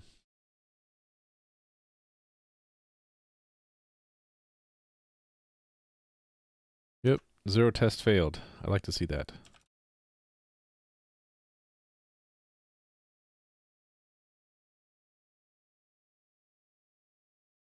This actually uncovered a bug, so we did 2 things. Refactor, this is in chat room plugin. Refactor tells and fix issue with broadcasts. Refactor, extract method, extract function. I guess it is it a function or a method? It's a method. Extract method send tell. And call it from every place where a tell is generated by a user or a bot. And then change send to all to rename to send to users and actually pass the user's map in as originally designed, rather than unsafely accessing the main user's map in the room while not holding the mutex, which is bad. Commit that. I think this chat room is going to be another candidate for removing mutexes. I'm going to have a stream, I think, at some point where I go through my code base and try to remove mutexes. I need to do that either before, like a friend of mine who hates me using mutexes sees my code again, or when he's next watching.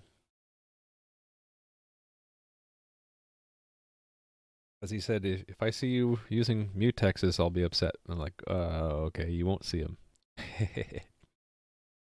All right. So we refactored tell messages.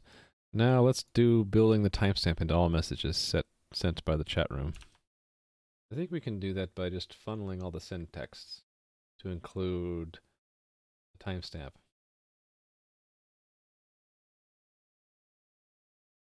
So we're going to expect a timestamp on all messages. So every time we have a type, an expected response, we'll need to have a timestamp like this.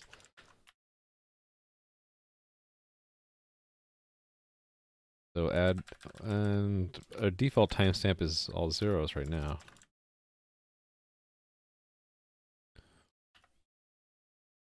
Actually, I wonder if it makes sense to do this first, because then I won't have to change the formatting everywhere in my unit test. Yeah, maybe I'll change the plan here and do this first. So undo that. We're back to no changes, correct?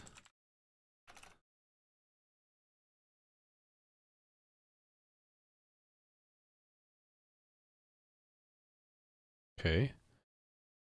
So move chat timestamp formatting to client side. So instead of sending 00 this format, I think we'll just send it as a number. This would be 2.5. So whatever time is, we'll just send it.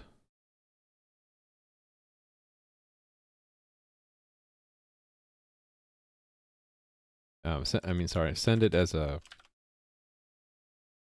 floating point number.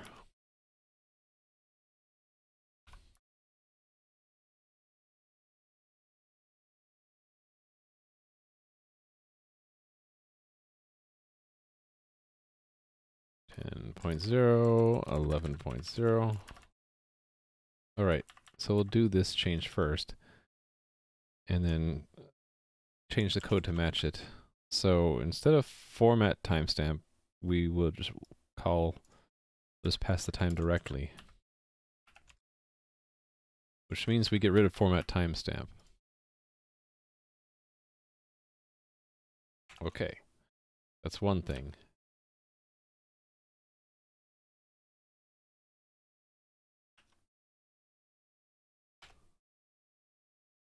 Oh, I screwed some stuff up.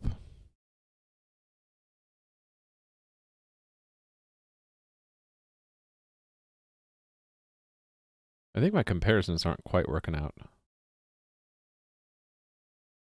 because those look identical to me.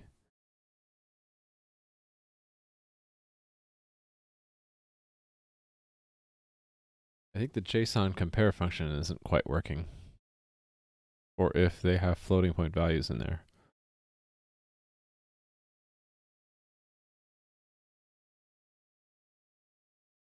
Let's see what the comparison operator does.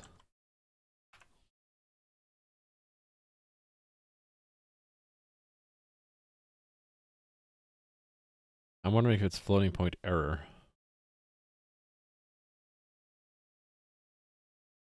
Well, let's do something here. What is it?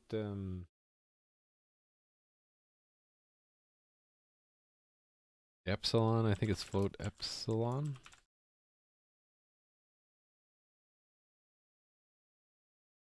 Numeric limits epsilon.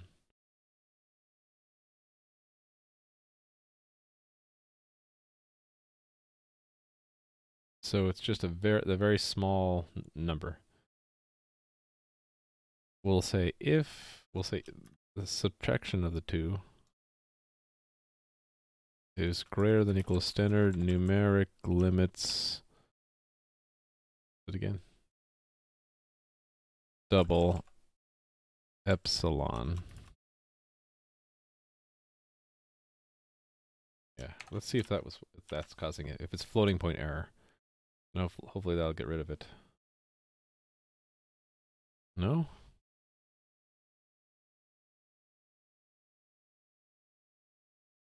I don't know.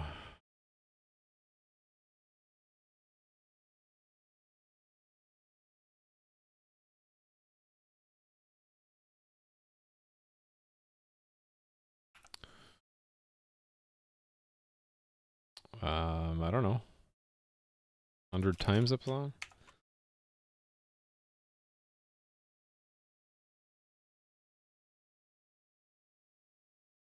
Yeah, what's going on here? Why are these still failing?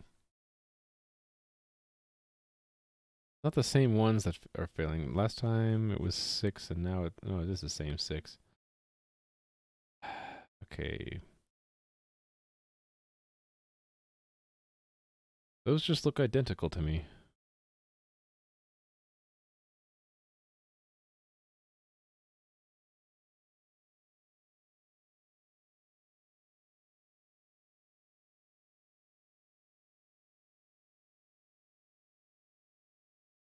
Oh, I had it backwards. Less than or equal to. That's what it is.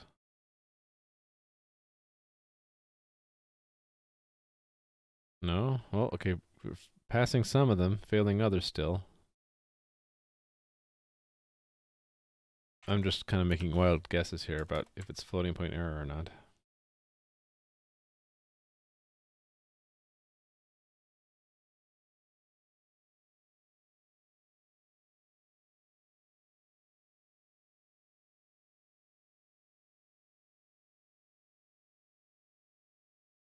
Hmm.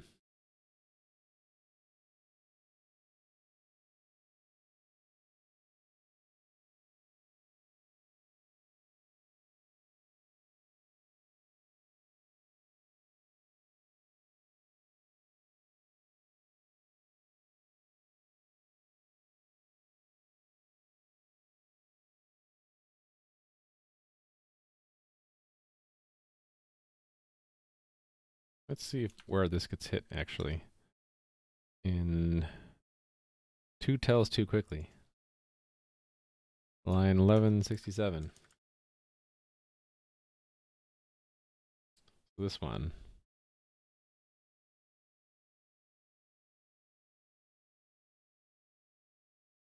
Go.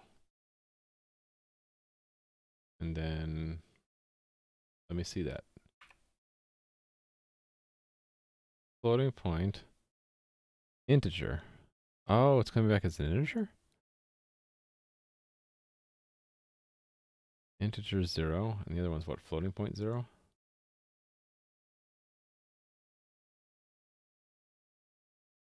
Yeah.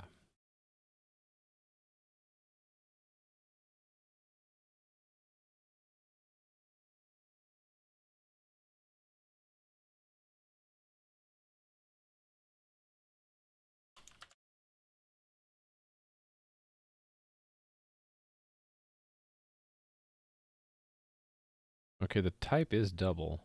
I'm wondering if the way we're printing a JSON object, we're printing it in a way that it could be parsed back in as an integer. That's 2 encoding, right? So floating point, oh, we are using G. How do you print at least 1 decimal? I forget this simple thing. So printf double at least 1 decimal place.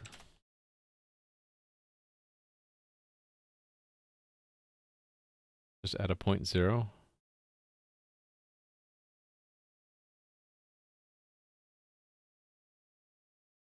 Oh, that's sort of, I don't like that.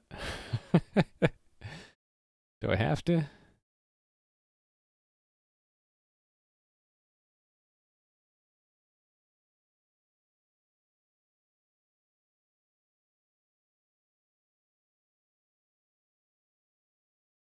Hmm.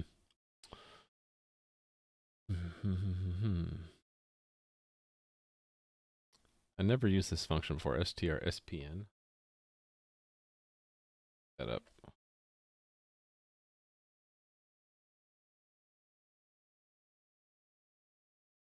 strspn.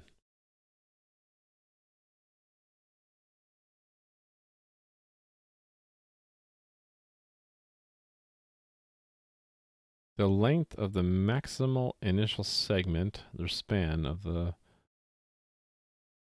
destination, so in that case it's the buffer, that consists, okay, so it's, yeah. I think the equivalent of C++ would be find first not of. So I guess we can do that. So it would be this. If impl encoding dot find first not of, and then, yeah, all the numbers, and then the negative sign.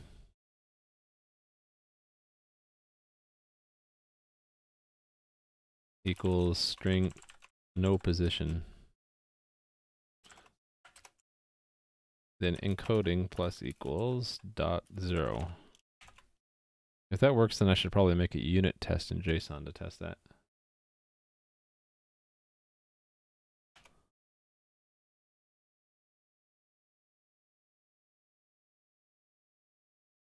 It's odd. It still looks the same, but it's not comparing the same.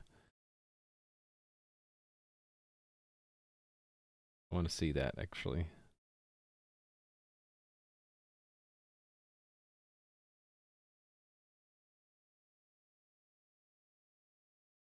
It's this compared JSON objects, I believe. There. So floating point 0, and the other one, ooh, it's invalid. Type invalid.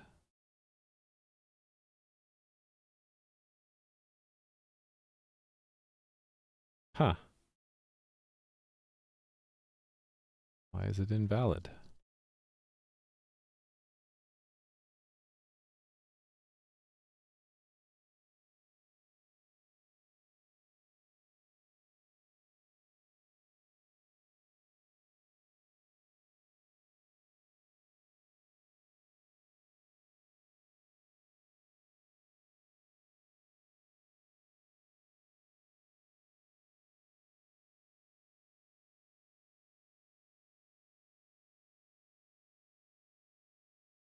It is invalid.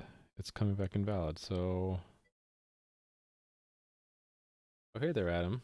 How's it going? Adam's hosting me with 159 viewers. Oh my goodness.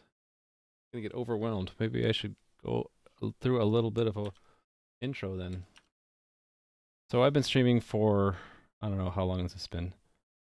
Since really the end of June. I'm building my own web server in C++ from scratch, and started out with nothing, and I kind of built this from the ground up, as this high-level diagram shows. So I built components to parse Unicode, do base64 encoding decoding. I put in a SHA-1 hash function. I have code to read and write URIs, JSON objects. I had this nifty little library called system abstractions, which is sort of like my OS abstraction layer, so I can run stuff on Linux and Windows and Mac without having to have a lot of OS-specific stuff in my code. That handles things like sockets and files as well. And from those basic low-level components, I built up what I call HTTP, so it's like client and server request response, reading and writing, and basically building a web server out of that with some nifty side things like WebSockets. And to kind of demo that, I have this site here, which is probably about to get overwhelmed. But if you go to Rymu.com static index, you can pick a nickname, and then as MathBot 2000 asks the question, you can answer it and score a point if you got it right, lose a point if you answer it wrong. Well, it has to ask another question. So this is all basically written by me over the last 40-something streams. And all the code's available on GitHub. There's a link below to my notebook and to the where it is in GitHub. And let's see. I have a landing page where you can kind of read about more what I'm doing. And a high-level diagram we already went through. I have short-term stuff which I'm working on in this chat room. And then medium-term I want to add secure connections. And long-term I want to do a Twitch bot and maybe my own blog system based off of this stuff. Then I got other random stuff on the OneNote that you might be interested in. What my personal preferences are, development tactics, test-driven development, all that stuff. I got to-do lists here, and I have, of course, my log for my streams, and research topics, stuff that I don't know yet that I'm looking up, and as I research them, I'll go through and enter my notes. So a lot of the stuff in OneNote is sort of inspired by Adam, so it's great to interact with Adam's community. And I learned a lot from him, and I'm trying to recreate that and have some fun too. So before streaming on Twitch, I did a lot of this stuff just on my own. So I'm going to be completely overwhelmed by chat, but we'll see how it goes. How was your stream, Adam?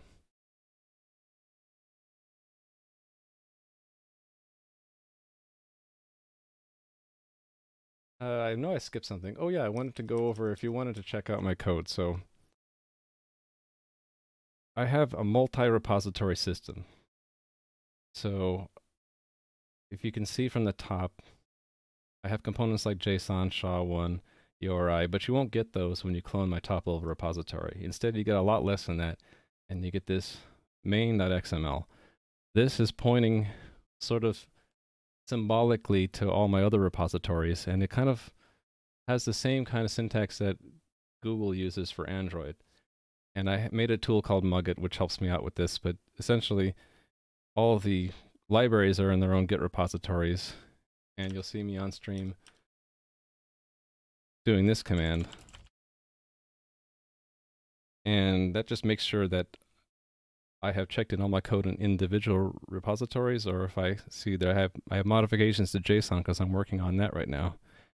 And oh, I have web server changes. I forgot to check that in, I guess.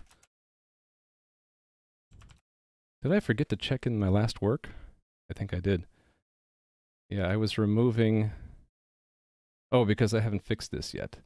There's a bug in my code in parsing JSON. Stream is good, nice and relaxing. You're kind of ending early though. Oh, that's right, because you don't normally stream on Thursdays. So you guys all caught me in a point where I'm kind of confused by this error. And I'm not sure what's causing it, but for some reason, I expect this response from one of the test tells that I send, and time should come back as a floating point, but right now it's coming back as an invalid JSON. I'm not sure exactly why. In fact, I can't even inspect it right now. Oh, that's because I'm in this point in the call stack. It's coming back as type invalid, and I don't know why.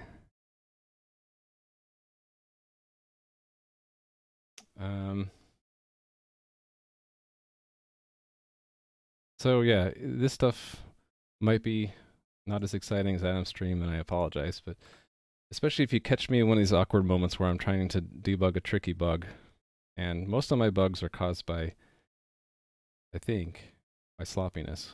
So I'm trying to improve constantly, and I'm never going to get there, but I'll try my best.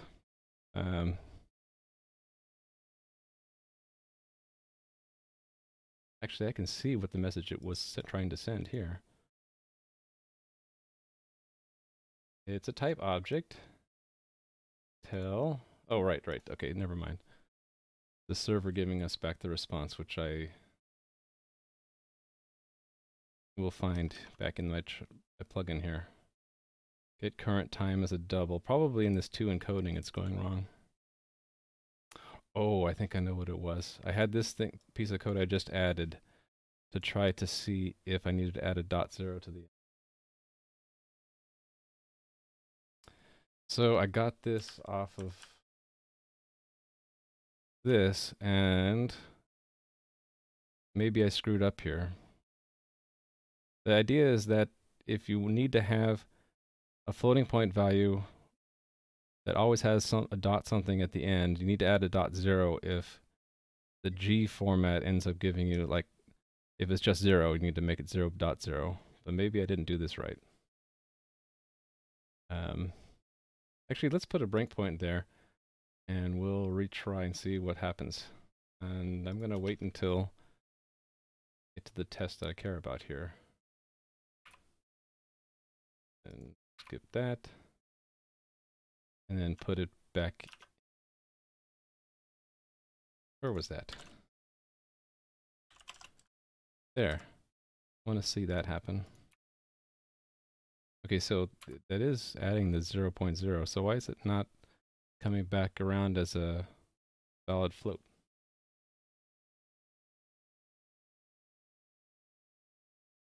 Okay, let's run that all the way out. Post encoding. Sender Bob, tell 142, time 0.0, type tell. Okay, why is that not being decoded correctly? Right, this message is received. Let's go see what's happening there. All right, it says from encoding, so let's put a breakpoint on from encoding.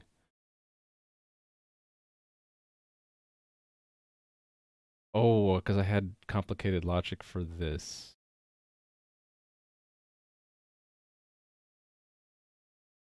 Yeah, well, it should hit here. 0.0, right? Decode is floating point. Oh, did I not allow 0.0? Let's go through. I have a really ugly state machine here, which I already apologize for. But, okay, it's 0.0. State 2. Why did we end up in state 2?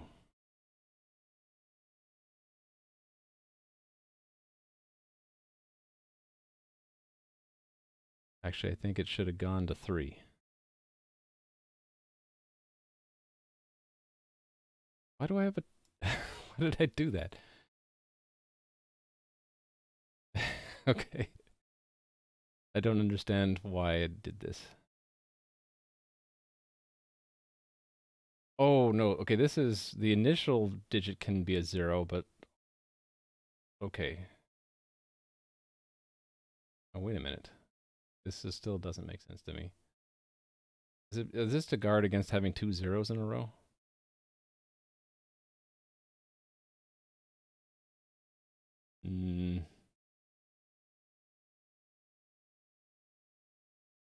This sucks. I can't remember why I did it this way.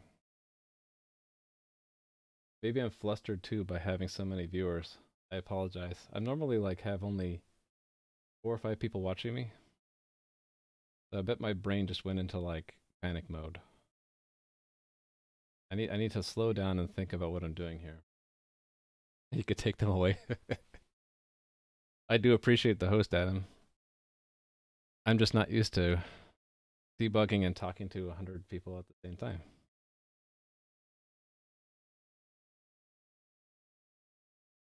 Yeah. I do appreciate it. Sorry that my brain is all flustered. So, right, state 0, there might be a minus. If not, the next digit is either a 0 or it's a 1 through 9. My code is saying that if it sees a 0, it's not valid floating point. Let me go. I had a nice diagram for why I decided to do it this way. JSON. Was it JSON.org?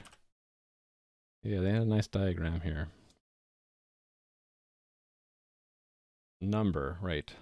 0.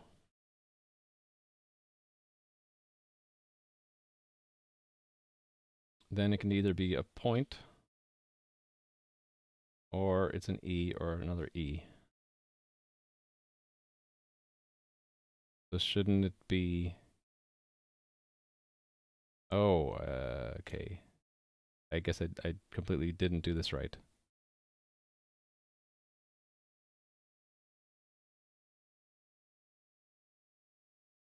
It's not extra junk, is it? So do I ever go back to state 2?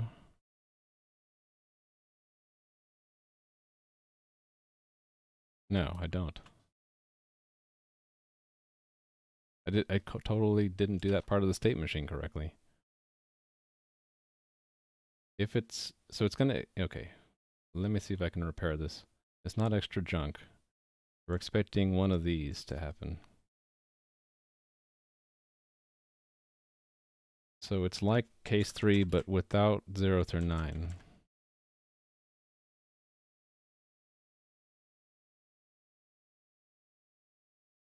It's one of these, I think.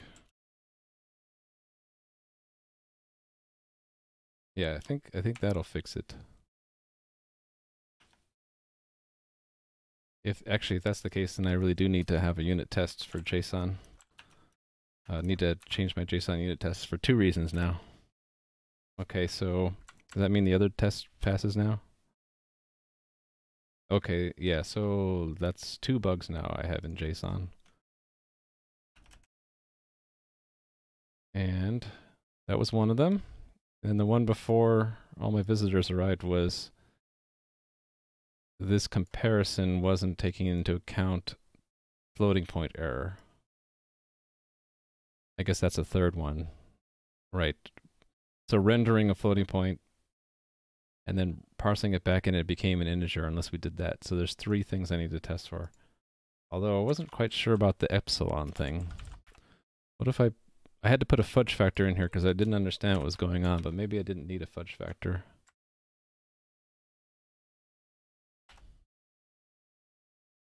Okay, I didn't need the fudge factor. Did I even need the epsilon comparison at all? Or could I just say it's equal to?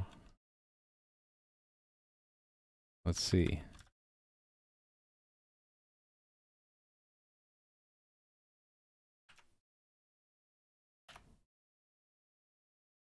Okay, so it was all just those 2 errors. So let's make unit tests catch those errors.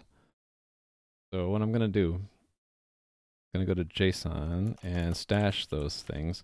And we're going to make unit tests to capture the errors. Yes, please reload. Okay, so in JSON tests, I might have a unit test that's similar. Let's see, from something to do with from floating point. Here we go. So we can capture the bug here. The bug would be from encoding 0.0. Assert true that it equals, well, hold on, to floating point. How's it different from floating point? Okay, well,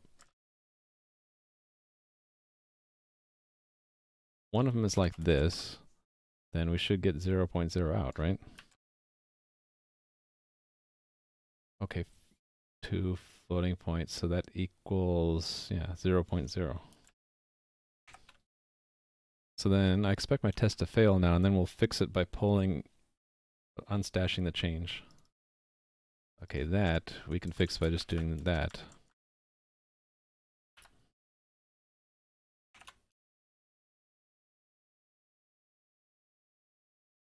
Oh, I ran the wrong test. JSON test, please. Right. G test filter float. So yeah, the bug. So I've encapsulated, or I've represented the use case of the bug, which is I expected 0.0, but I got 0. And then we expect them to be equal. When we parse from 0.0, we should see that it comes back as a 0.0, but it's not. So here's where I pull out the stash. I need to be in the correct directory. Okay, and then build again, and the test should pass, and then I'll check that in.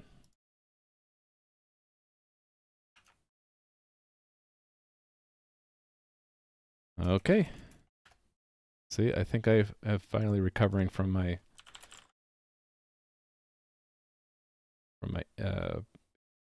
what? I shouldn't say I'm recovering from having my brain scrambled. I didn't expect to have problems with my JSON formatter. And that really threw me off. And this was a really bad one. So we weren't parsing 0 point anything correctly, and we weren't adding a 0.0 for whole numbers. Those are 2 different bugs. I guess we should beef up the unit test case for that as well. So that would be from floating point anything other than 0. So like 123 or something like that should also come out as 123.0.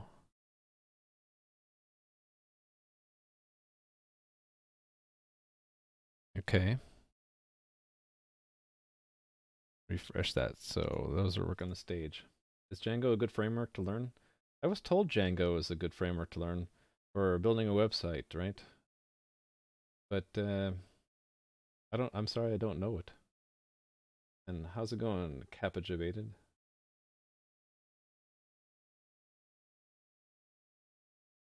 So how many people have stuck with me through that embarrassing JSON situation? I'm just curious. Okay, how do I see that? Oh, I got a lot of people still sticking around. I appreciate that. I don't have any overlays really set up other than the chat, so I apologize if you're expecting to see see alerts like for follows and stuff. I'm so new still to streaming. It's not even funny.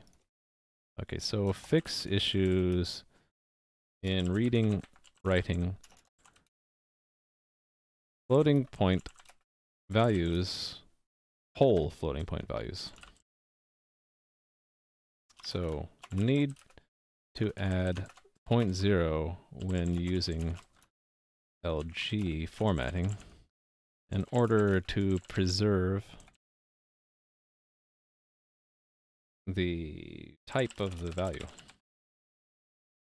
rather than misinterpret later as integer. Would I recommend Node.js or Django? I guess I would recommend Node.js because it is useful both the client side and server side, and I know it a little bit better, but I don't know anything about Django, so I really don't feel qualified to answer that question. Adam forced you to be here. Well, this will be good for you. You can see someone who's different in their approach and different in their programming language, I guess, right? And different in their level of twitchiness. I'm very much a noob still. I've only been here a couple months. Okay, so the other bug that I fixed was repair floating point reader state machine in the case of input matching 0 point star. That was completely broken for some reason. I had like it said extra junk. I don't even know what I was thinking. I guess what I was thinking is if it starts with 0, it ends with 0, but the state machine had it could continue. Yeah, if it's 0, it's always a dot, correct? Let me just verify that. This sort of shows a state machine that includes integers, but I did separate it between integers and floating point. If it's got a dot, it's definitely floating point, or if it's got an E, it's definitely a floating point. But this path here technically is valid, but it's an integer. I think the problem is because this used to parse integers too, and so if there's anything after a 0, it was considered junk. But now I've split it into this does floating point, and there's another function that does integers. Floating point, it has to be one of these characters, otherwise it's not floating point. So there, I've convinced myself. That's all that's important, right?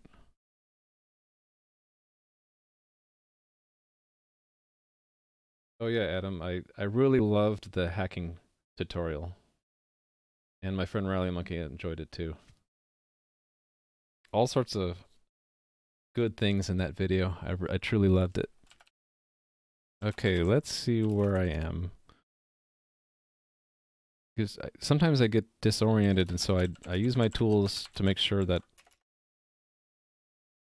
I'm in a state that I understand. Okay, yeah, we were working on the chat room plugin. Let me run those tests again. I think the tests in the chat room plugin were failing because of JSON, and now they're passing. Okay, let's run the whole suite to make sure everything is passing. Oh, I haven't been watching my own chat room. By the way, how are we doing? Okay, yeah, I don't have any persistent point score, so if people are answering previously and they logged off, looks like Bob got a few points before Bob left.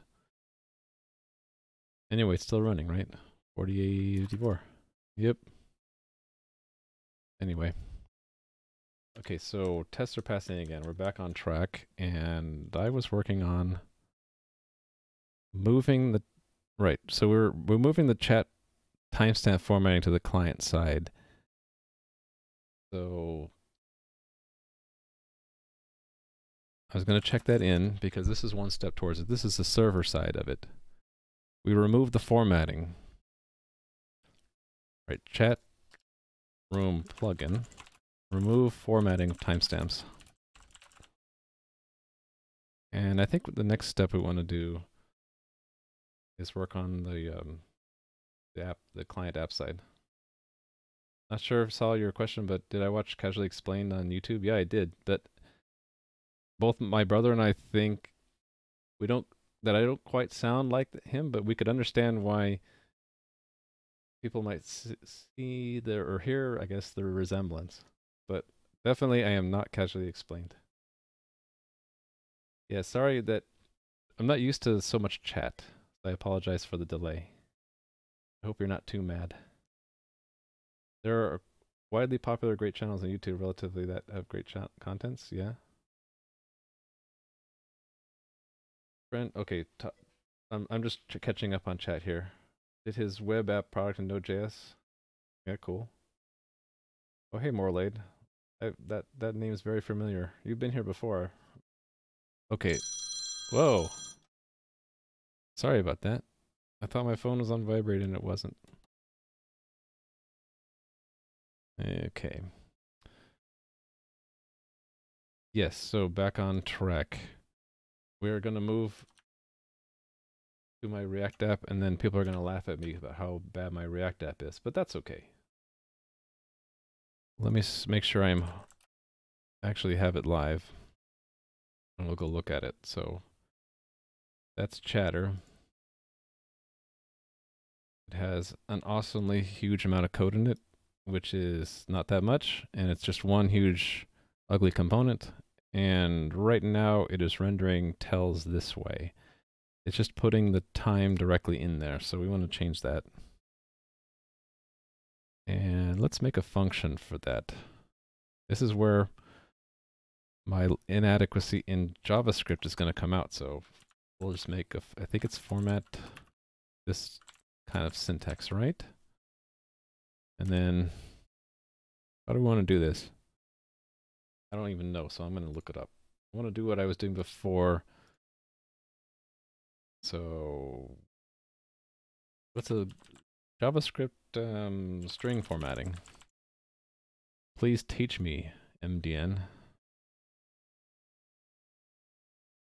Okay, I'm looking for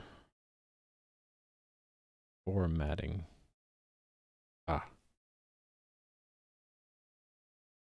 Maybe, yeah, something like this. Date and time formatting.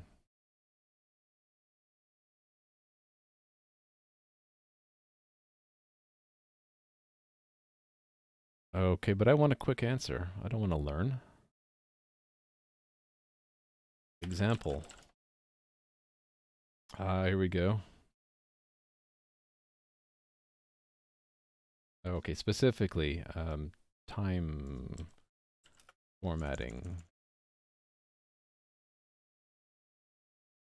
See, why learn in detail when you just have Stack Overflow give you the answer?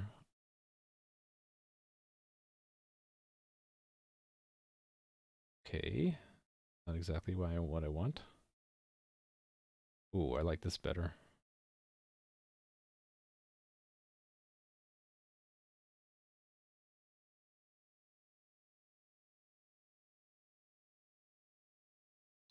Need to get a date from a time, though.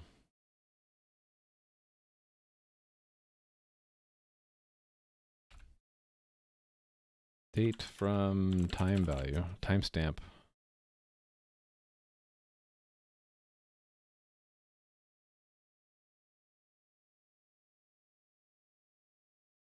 Oh, it just takes it? Oh, well, let's see. Let's see if I can just wing it. So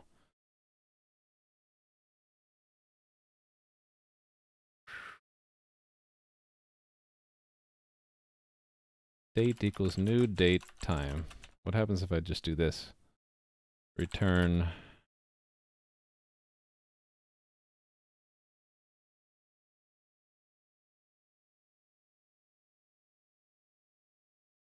date dot to locale date string. Actually I don't like this.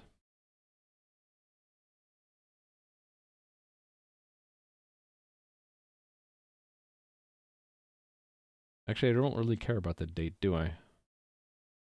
What if I just look for, yeah,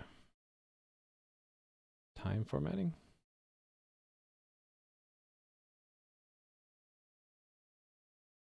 I'm kind of lost now. Let me research this later. I'll just keep it the way it was before, where the time is a floating point number, so the hours is the time. How do we do this? Is it double slash? No, that's a comment. We have floor? We do have floor. Time divided by 3600, right? And then time equals time minus hours times that. And then const minutes is for time divided by 60.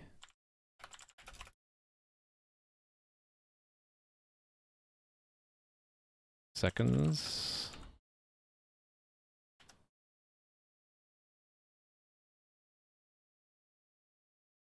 I don't want to round. I want to get the different components of the time. So milliseconds is time floor of time times 1,000, and then I want to return. I really need to learn how to do basic string formatting in JavaScript though. String formatting example, please. Okay, it's string.format. Whoa, this isn't even. Okay, I don't like that site.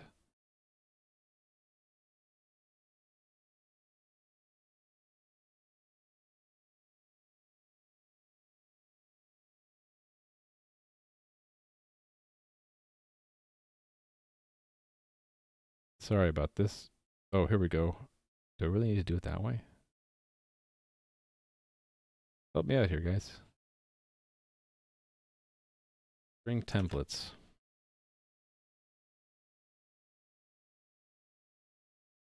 Do I really need to do this to fixed?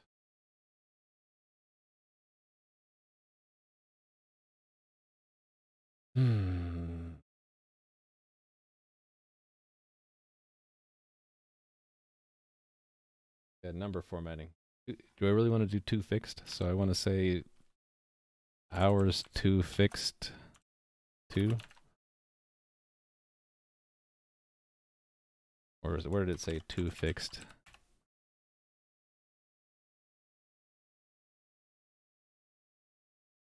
Oh no, I want it to be like, I don't want 2 decimal places. I want it to be 2 decimals. Like 00 for 0, or 08 for 8, or 12 for 12. JavaScript format number fixed width.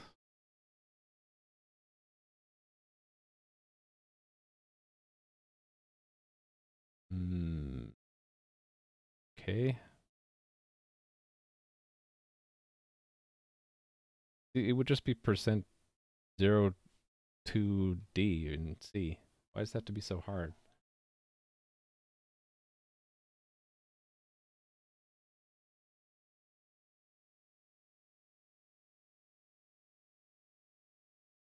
Add start. Oh, okay.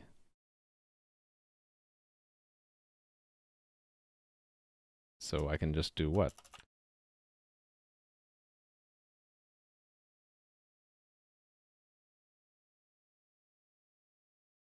Pads. This isn't gonna work, is it?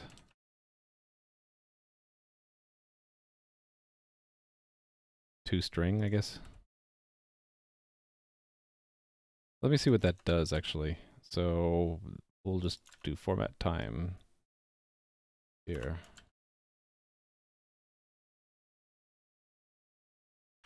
Okay, and then back to here.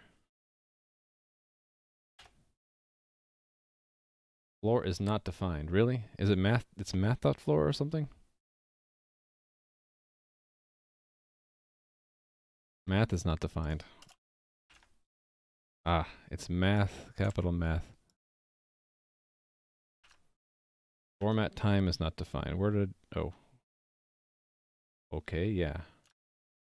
Am I not doing this right?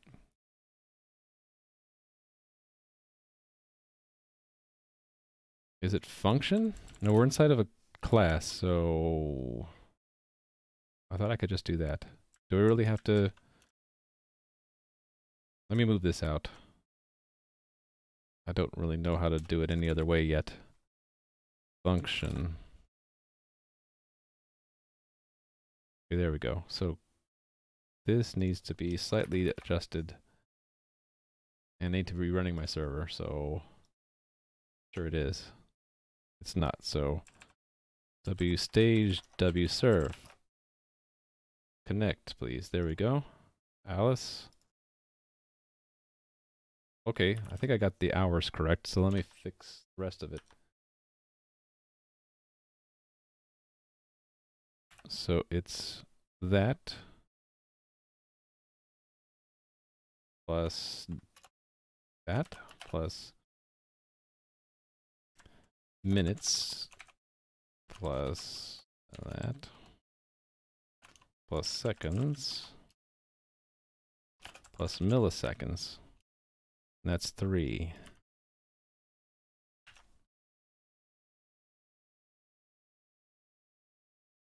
Hold on a sec. I see the chat, but I... Okay, yeah. Okay, I think that's what I want. So let me read back the chat thing.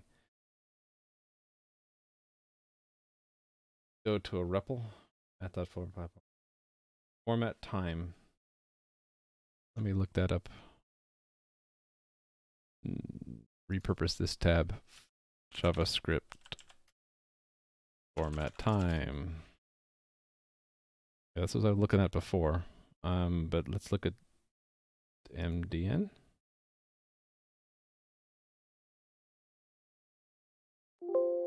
Bling. Sorry about that. Accessing method inside a class itself is done via this. Yeah. Okay. So is it better to just make it a free function then, like that? If it's a date, there's a method get date, get minute. Yeah. Okay. Well, this is probably the ugliest way to format a time string, but maybe I'll learn at some point how to do it better. But for now, I'll just keep this the way it is. This, whoa. What happened there? Oh, it wanted me to put in a name there, didn't it? How do I say it's a double or float? I'll leave it the way it is. If I don't understand it, don't touch it. So this function returns a string, which is a pretty formatting of a time in seconds. Floating point value time in seconds floating point. Well, I'll just say time in seconds. Date object actually has a built-in serialization format as well, similar to C-style printf. Okay, I'll have to look this up later. You can feel free to laugh at me for my lack of JavaScript knowledge. I'm really stretching myself trying to do this JavaScript side right now. But I think it's working well enough now.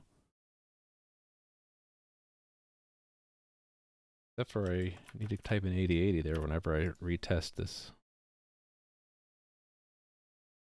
Not a number. That is a different problem. Okay, let's maybe fix that problem next.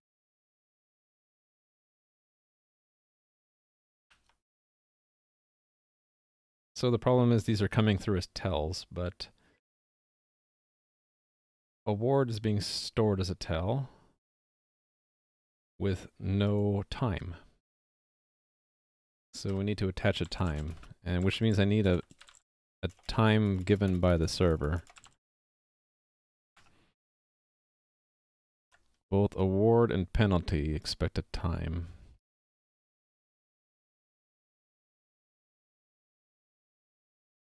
Hey there, kernel list. How's it going? So this will not work yet because the server doesn't put a time for an award. So let's fix that here. So award, we're going to expect a time. All awards are going to expect a time now. And I need to make sure the times are consistent. 11. Okay, and then all penalties as well will have a timestamp. Okay, we only have one penalty in the test, so we are done. And let's set up to test that. And go fix the code. So this should be pretty simple. We'll have this added to every award message here. And every penalty. That should pass the test now. And then I can stage and serve. And then reconnect.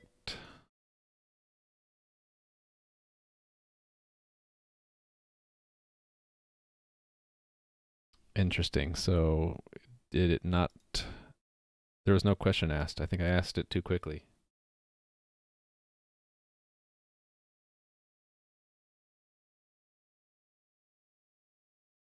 Oh, you've found the answer for me. Is that the same one I was looking at? It might be.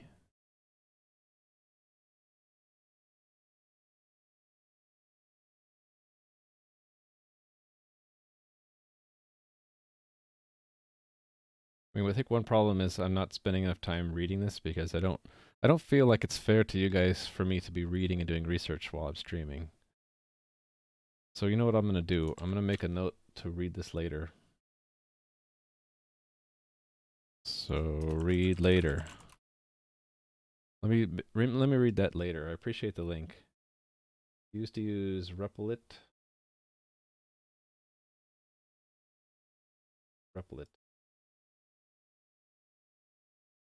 Huh. Let me look at this later too. Check out later. Okay. Okay, MathBot seems to be sending the correct tells. Cool, okay. Now I think the last step was to change the timestamps for so their actual time of day and not time from the server start time. But let me check in the work so far.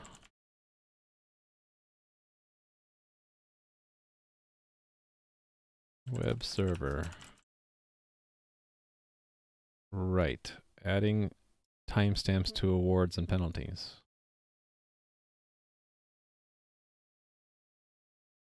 Add timestamps to award penalty messages.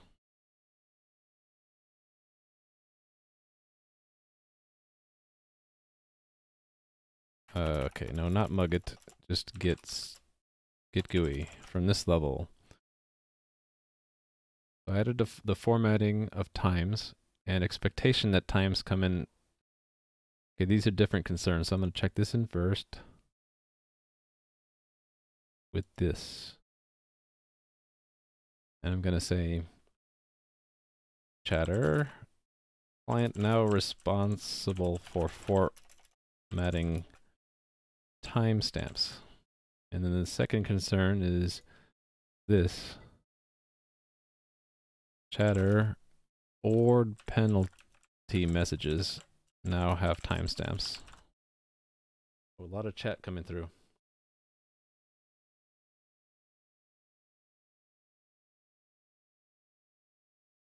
I don't have my overlay set up with the Twitch, what is it, BTTV emotes? Sorry about that.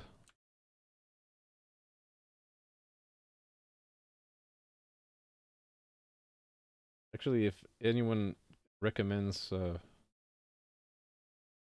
what I should set up for the BTT emotes, do I just go to BTTV?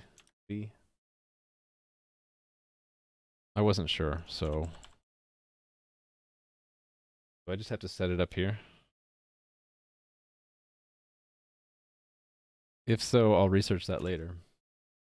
But if you guys tell me, oh, that shouldn't have done that. Set up BTTV motes for overlay.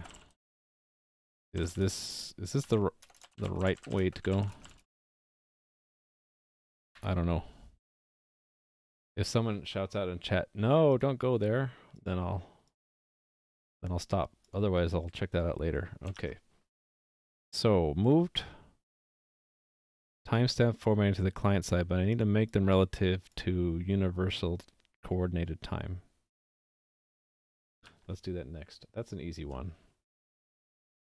That's in the web server itself. It implements the timekeeper, and the timekeeper is responsible for, right now it's using this time object, but it's relative to the first time it's called. Oh, see ya, Hyokes. Laters. I think what I want to do here is, instead of using this time object, I want to actually just use the OS time. But I want to get millisecond resolution. I know what I'll do. So we'll use time as well. And I don't need the start time at all, actually. I'll use get time for milliseconds. Hold on, maybe not. I don't want to have a problem when it wraps around like from 0.999 to 1.0. So I really just need a rough estimate. So start time.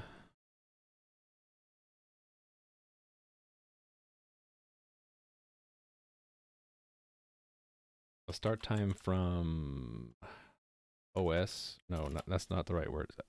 I am word challenged. This is the start time high res, and then we want time t start time real, and we just call time with a null.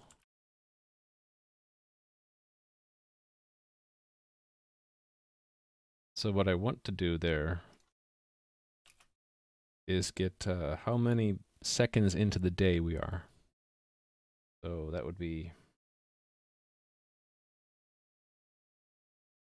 seconds offset is start time real mod 86400. That's how many seconds there are in a day.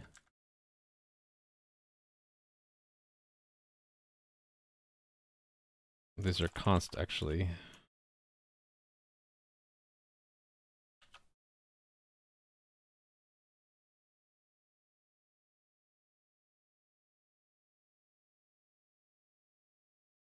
So let me think about this.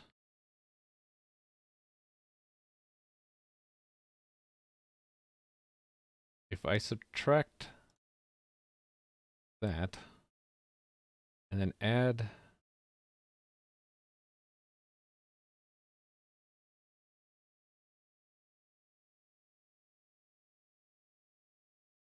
no, I need to add that again.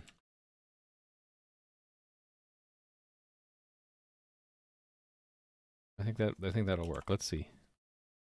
Gotta get going at him. Okay. I'm really glad you hosted me, although it was kind of a shock, but that's fine. And good luck. Be productive. I look forward to watching you tomorrow. Thanks again. And oh, I can't write to the web server while it's running.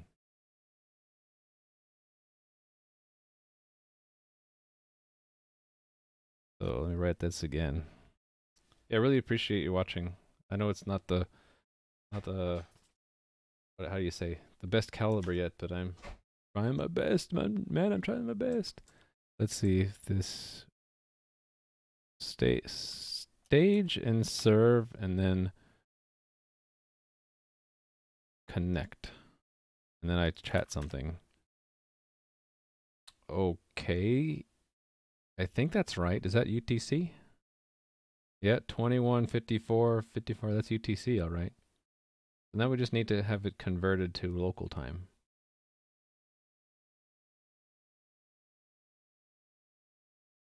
So that would be maybe the last step to do here.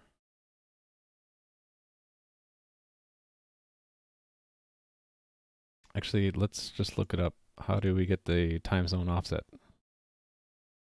JavaScript, get time zone offset. Time zone's one word.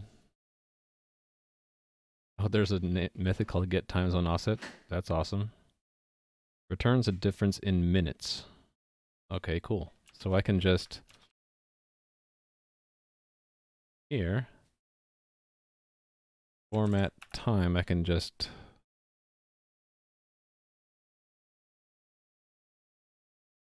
it's not going to change while we're running, so we can get it once, right?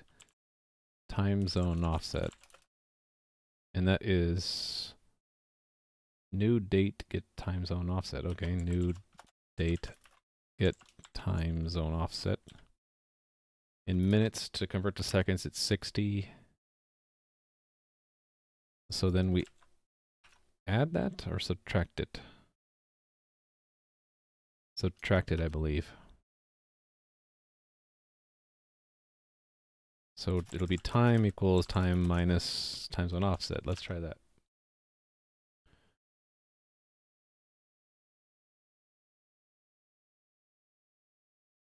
All right, that worked. Because that is the time in my current time zone. Revealing that I am in Pacific time zone. I think we're good, so I'm going to go ahead and check that in. And actually, I'm kind of getting close to my end time, so I usually go from noon to 3. So just to give you guys a heads up that I'll probably be wrapping up soon and we'll have to host someone else. Unless we want to go overtime, which I might do since I have a lot of guests, so we'll see. We'll try to pick something interesting to talk about since we have a lot of guests today. Okay, yes, I changed the server timekeeper. Report time relative to, this is to midnight UTC of current day. Just pausing to think if I am painting myself into a problem there, a corner, so to speak. Painting myself into the corner. I have no idea if that's the right saying, but sometimes you pause and you think, is this going to lead to some bug down the road that maybe I should head it off now? I had one of those feelings. Okay, I should probably make a comment for that. This is the number of seconds that the client is offset from UTC. It's I'm gonna be embarrassed if I don't get this right. Look it up. Coordinated Universal Time.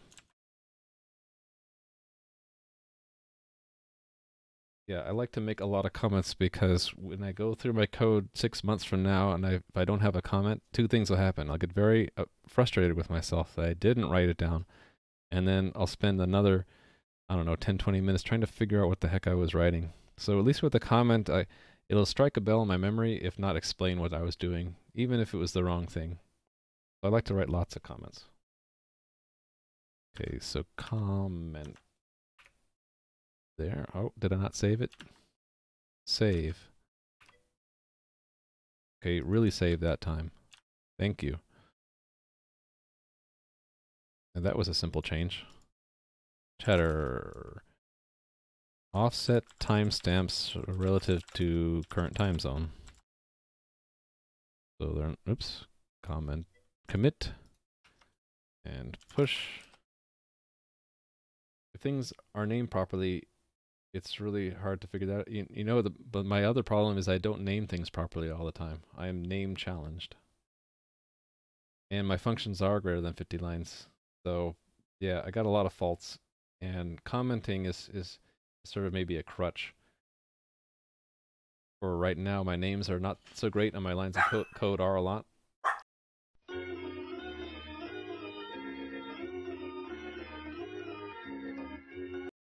And that, ladies and gentlemen, is my overlay when I have to mute the mic. Which I have to mute the mic, or otherwise you'll be hearing my dog barking when people come home. Okay, that was it for that change. I had one more thing planned, which was to build timestamps into all messages sent by the chat room. What? Okay, 3 problems programming, naming things, and 1. Alright, I had to lull that one. That's a good one there. You're off by 1, sir. You should have listed 4. Okay, so building timestamps into all messages. Let's see if I did this right. And I already have a function through which everything flows in the chat room itself. Send to users. Send text. Okay, I don't. So really, I think the key is that the send text should only be called from one place. Yeah, so let's do that. So essentially every expected message, everything will have a type already. So everything that has a type and is a response will also have a timestamp. So let's put in the expectation in the test first.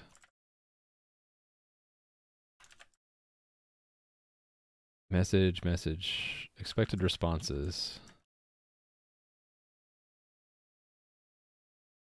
It's going to be a bunch of them, unfortunately.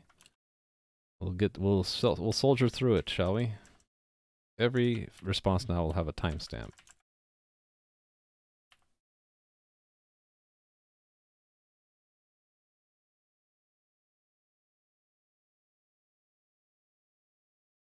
Oh, that already had one. Okay.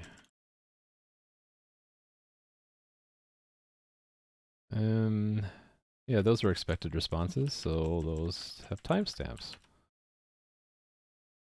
I'm not really consciously checking that the times are all 0. And maybe I should, or maybe I could just rely on the test telling me it's not matching. There's so many, I'm just trying to get through it quickly. I'm not verifying the timestamps are all correct. I just want there to be a place for the timestamp in all expected responses. And I'm getting there.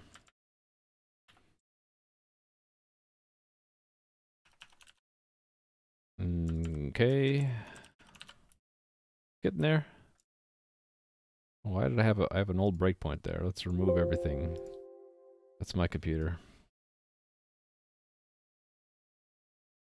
I suppose I could set up Visual Studio to silent its audio.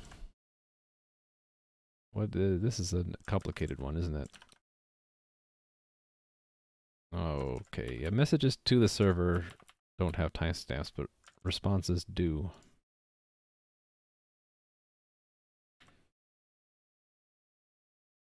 Okay. Oh, I think I'm near the end. Almost there. Okay, we wrap around yet? Nope. Still good in there. Okay, now we've wrapped around, so let's build that. Prepare to run the test. Run the test. It's gonna fail almost everything now. 14 failed tests. Okay. So let's fix it. I think what I'll do is I already have almost the prototype I want. We'll just copy it here and it'll be send to a single user. Send to user. So user. A lot more viewers than usual, yeah. Adam hosted me. So I'm sure everyone here knows Adam because everyone here has been to Adam's channel before, but it was really nice of him to host me. And it was completely unexpected, so I got into panic mode and didn't handle it the best I could, probably. Apologize for that, but it was really neat. It was really neat of him to do that. This is the user to which to send, to whom to send the message. And this is sends the given message to a specific user. Bling! This is the message to send to the user. Okay. So it's just going to be this for now. Which VIP income? Yeah. Adam's a big deal.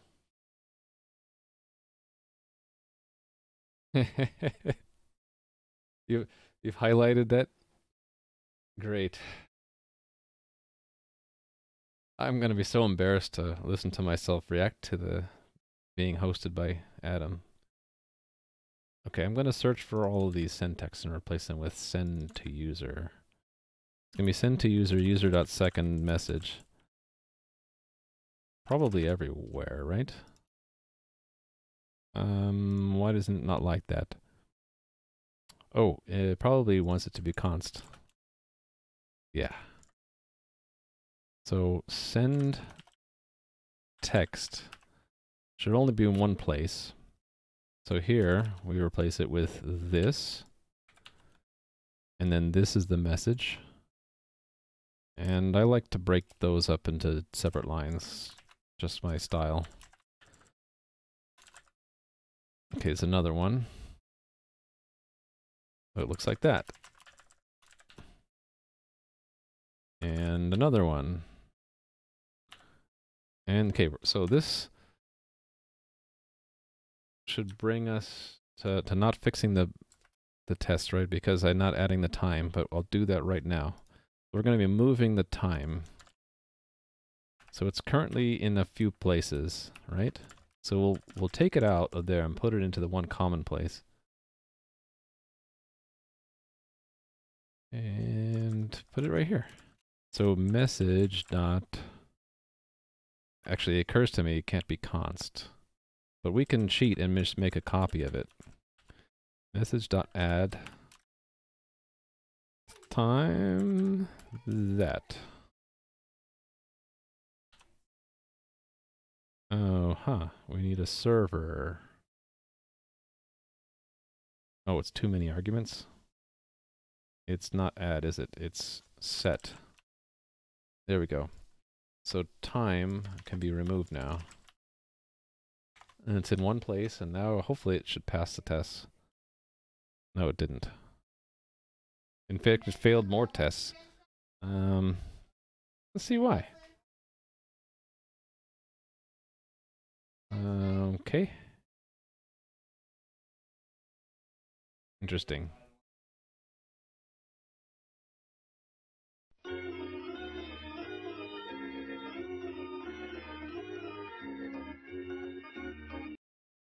It's okay. Sorry, I was responding to people yelling in the house. Okay, so the time isn't being set everywhere. So I messed up somehow. Let me pick one test. So G test, since there's so many failures, it doesn't matter which one. How about just a join? Or wait a minute, let me think about this. Get available nicknames. So right, it's missing the time, so that's 4:58. 4:58, that's where I actually happen to be.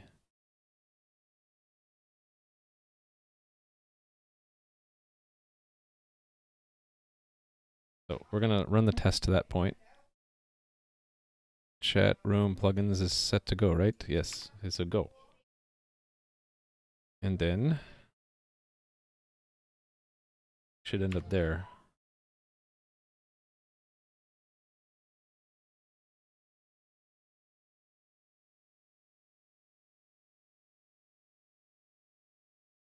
Ooh, it's not, the message is not the right value type. It's a type string. Ooh, wait a minute.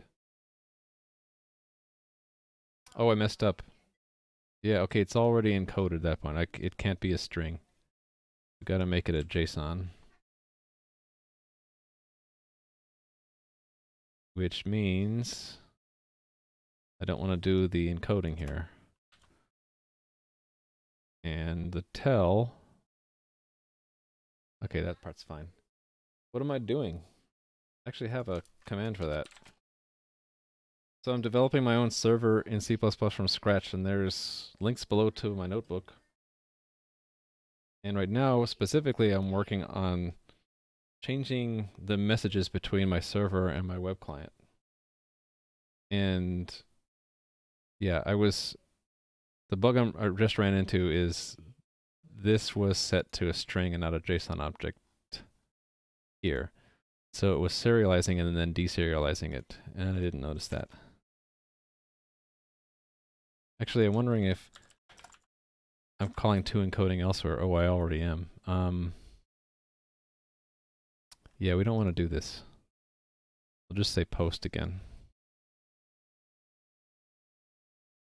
Same thing here, I believe.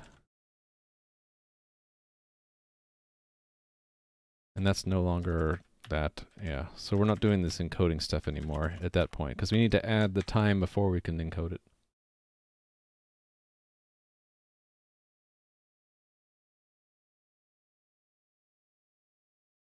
Yeah, it gets complicated the longer you go. If like you look at one of my old videos, it's a lot simpler. Let me show you the overview high level.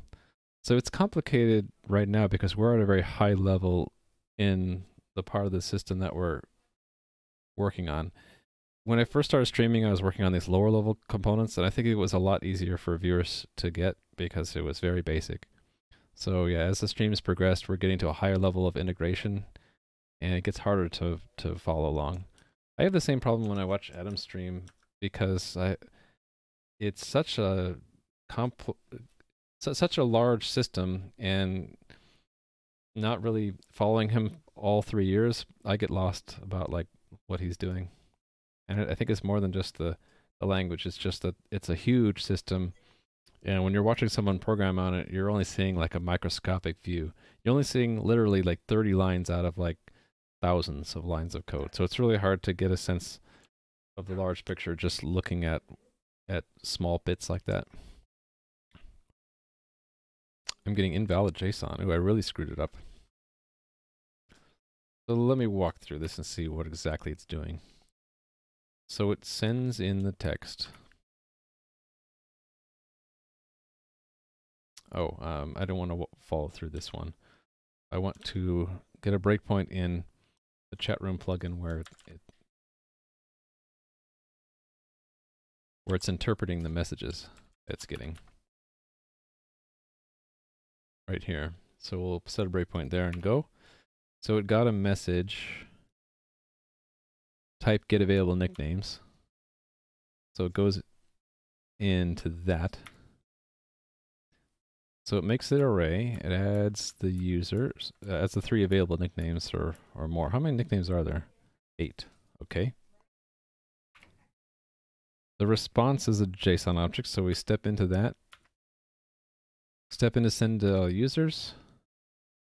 It's still a JSON object, right?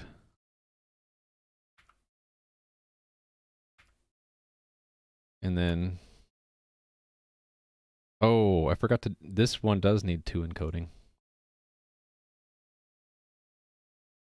That's probably it. Yep, okay. So maybe that, hopefully that fixed all of the test failures. No, it's got some, oh, probably because the times are wrong in these specific tests. So let's go to 1376. Yeah, I can clear these breakpoints. Okay. Yeah, so we did advance the time to 1.6, right? So this will be 1.6. Okay, and the next one was 1484. Here, where did I advance the time? Yeah, 1.1. So when this comes back, it'll still be 1.1. We're simulating time in these tests, by the way. The timekeeper is mocked, which you really want to make sure you're doing. And when you're doing unit testing, because time, you don't want your test to depend on the actual time of day that you ran the test. That would be bad. Okay. The time is the same. What's different though?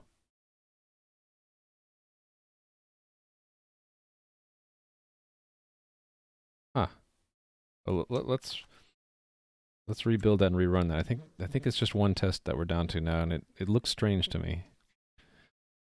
So we expected a tell at 10.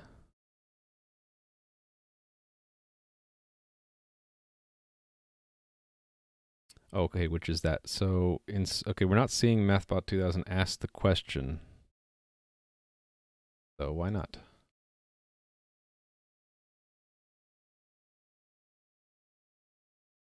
Oh. Yeah, we cleared it after it would have asked the question. So let's clear it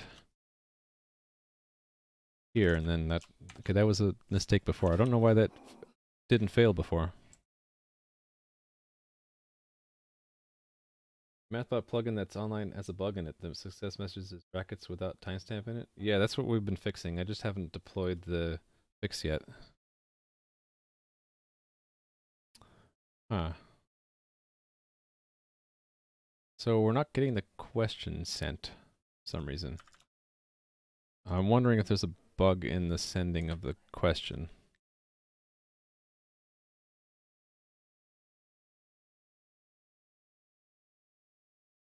Oh yeah, okay, it is. It's a string. Oh no, that's okay. Tells a string. Here is the post. Okay, so what's going on in this test then?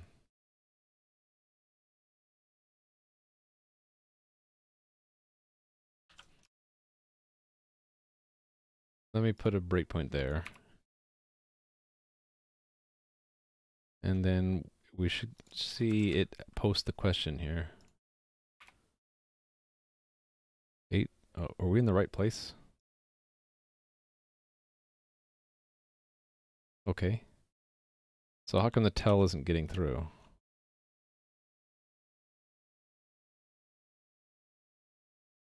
Hold on. Let me put a breakpoint there, and then another one back here.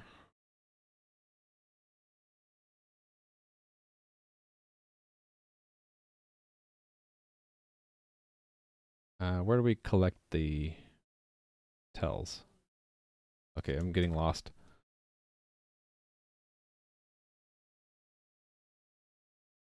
It's this messages received. Right here. So go. Okay, we did receive the message.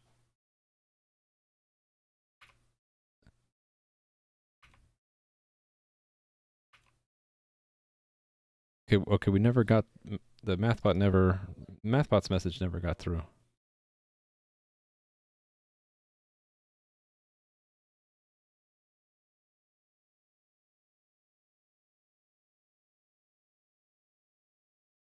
Huh.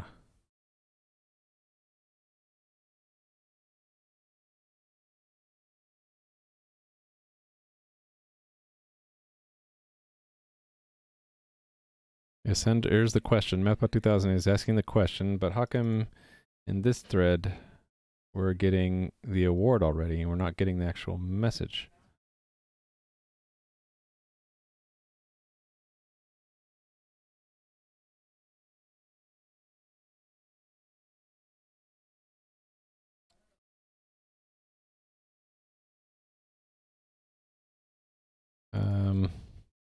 Let's see. I think I might have done this. I think I might have made a mistake here in waiting. I think it didn't actually wait for the question yet.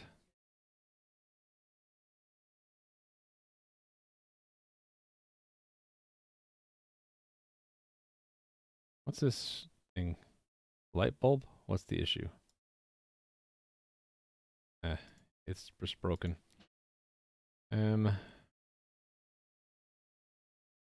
Yeah, it shouldn't have gotten there yet. Let me retry.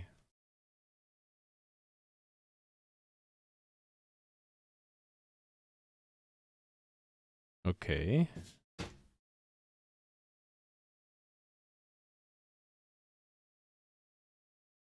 Right. Go. And then go. And go again.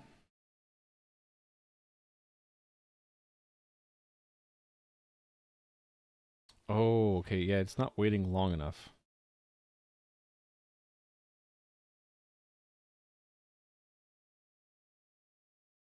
Oh, yeah, okay. It's because this condition, it's being notified too quickly. Let me put that there. This condition was set up just to aid the unit tests to wait long enough. So there we go. Fixed it. So now all messages have timestamps in them. We're not using that in the chat client right now. I think what I'll do is we'll check this in and I'll push it up to AWS and then we'll wrap up the stream.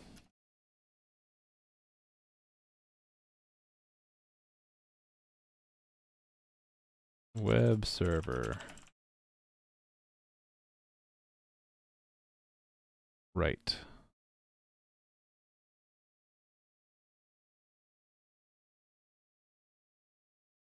So chat room plugin. Add timestamps to all messages sent by the server.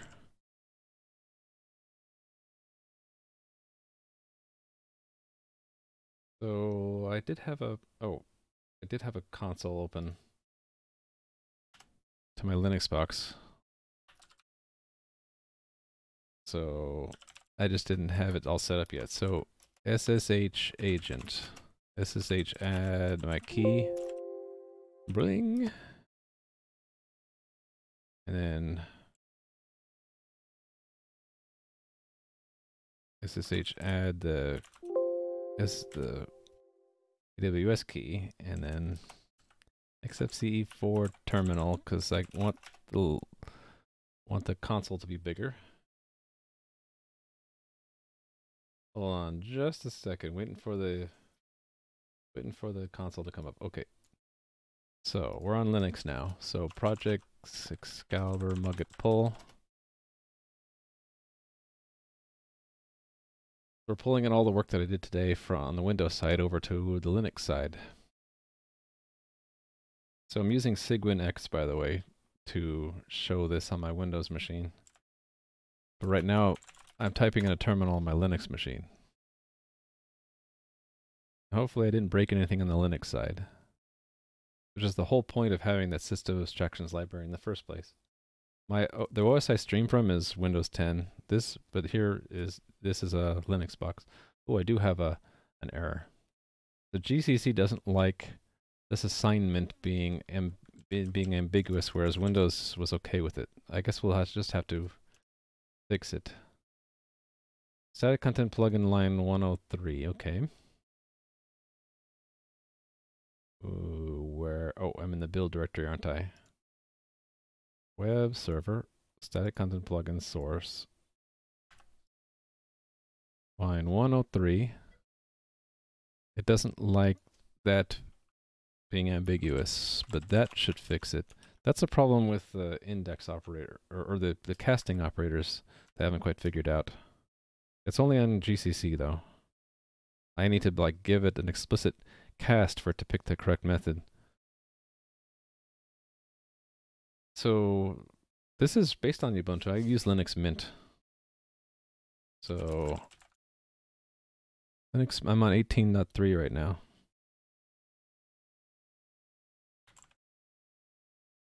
So that was in web server. Let's check that. Let's check that in real quick.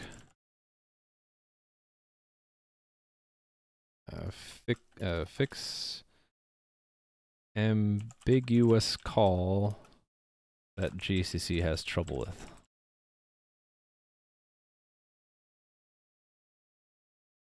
All right, but we did build it, and we will do the unit test here on Linux, just as a sanity check. They should all pass. Okay, now, see if I do this right. You get the server updated. I do go to the web server. Oh, first I should L stage everything. Now I will SCP web server to EC2 user at, and then I need my host name of the day.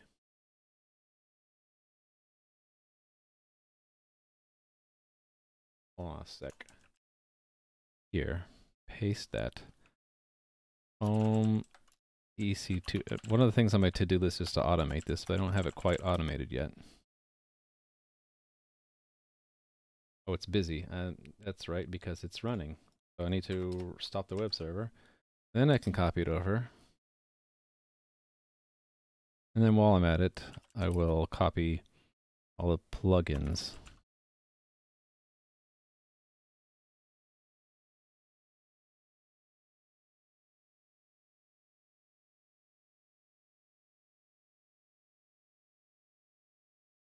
Okay, copying. And okay, one last thing. Back in here, I'm not sure if I have this, but okay, start Dersey. I need to fix my mapping. I do my AWS stuff from Linux, so but I built. Oh, I didn't build this thing either. Let's build it. npm run build. While it's building, I'll get this set up to. I need to copy the built app over to my Linux so I can push it.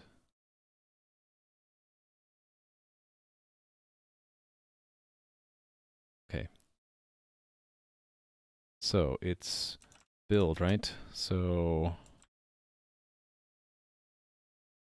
just copying that build folder over. Just a sec. I'm doing that off screen, but it won't take very long. Just a few moments. Just wait a moment.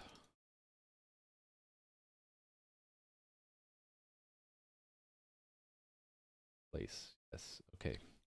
So now we have over here chatter. So here's the build of this web server. So here, see if I get this right. It might be in my history. rsync, there we go. I think that's what I want.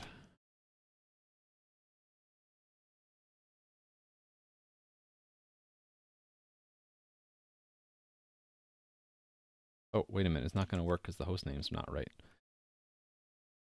That was what it was yesterday. Now it's already lost it. It's this one up here. Copy, paste. Home, EC2 user, chatter. Did I misspell that? I think I did. It's an @ There we go. I don't actually need the map files, but I haven't set. I need to automate this a little bit better. So I'm just, before I run the web server again, I'm removing those map files because I don't really want them up there. Okay, now let's run the web server.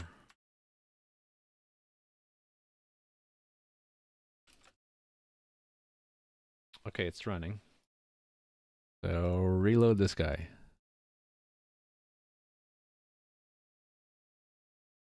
$404, huh? Okay. Oh, I see the problem. I'm gonna need to build this again because I switched something in it. I was testing out something before, and I changed in Chatter's package JSON. I changed that from static to chatter. Actually, let's fix it on the web server side. So that's actually a better idea. Go to Linux. Well, SCP.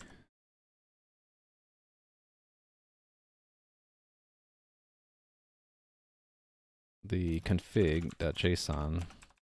Actually, I want to put it one directory up. And then VS Code. Under build now, there should be config.json. And then I will change it so that instead of being static, it's chatter. Okay, and then I'll push that back.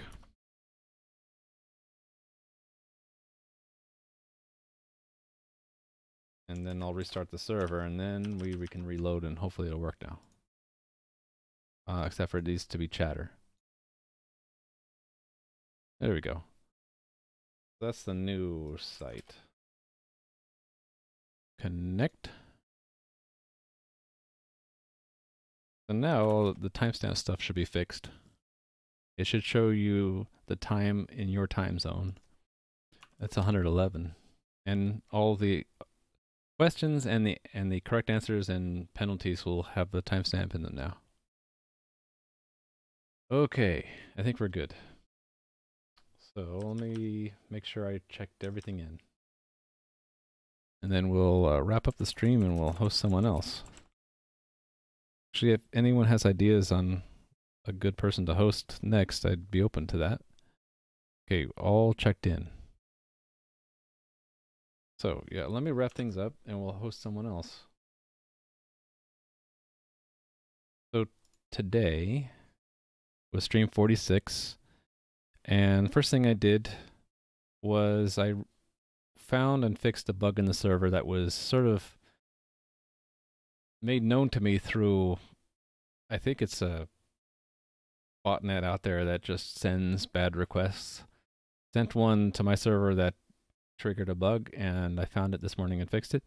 And then I modified the server so we can have overlapping resource spaces, and updated the static content plugin so that it could have multiple spaces.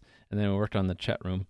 And around this time, I was in the middle of working on the chat room, and Adam was kind enough to host me, so got to see a lot of visitors, and they got to see me, and we refactored tell messages from the server so that they all go through one function, which we eventually used to build a timestamp in all messages sent through there. And we moved the formatting of timestamps from the server side to the client, and then the client, we have it account for the local time zone difference. So that's pretty much it. And let me think about what else do I want to cover.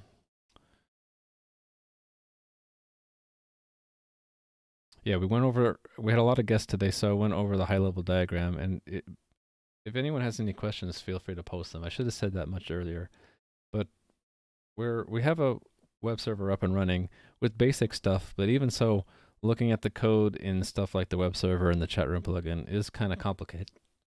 Complicated. And I could probably work on refactoring a bit to make it easier to read, but yeah, I probably should do that. But what I'm planning to work on in the future, I'm mostly done with this chat room demo.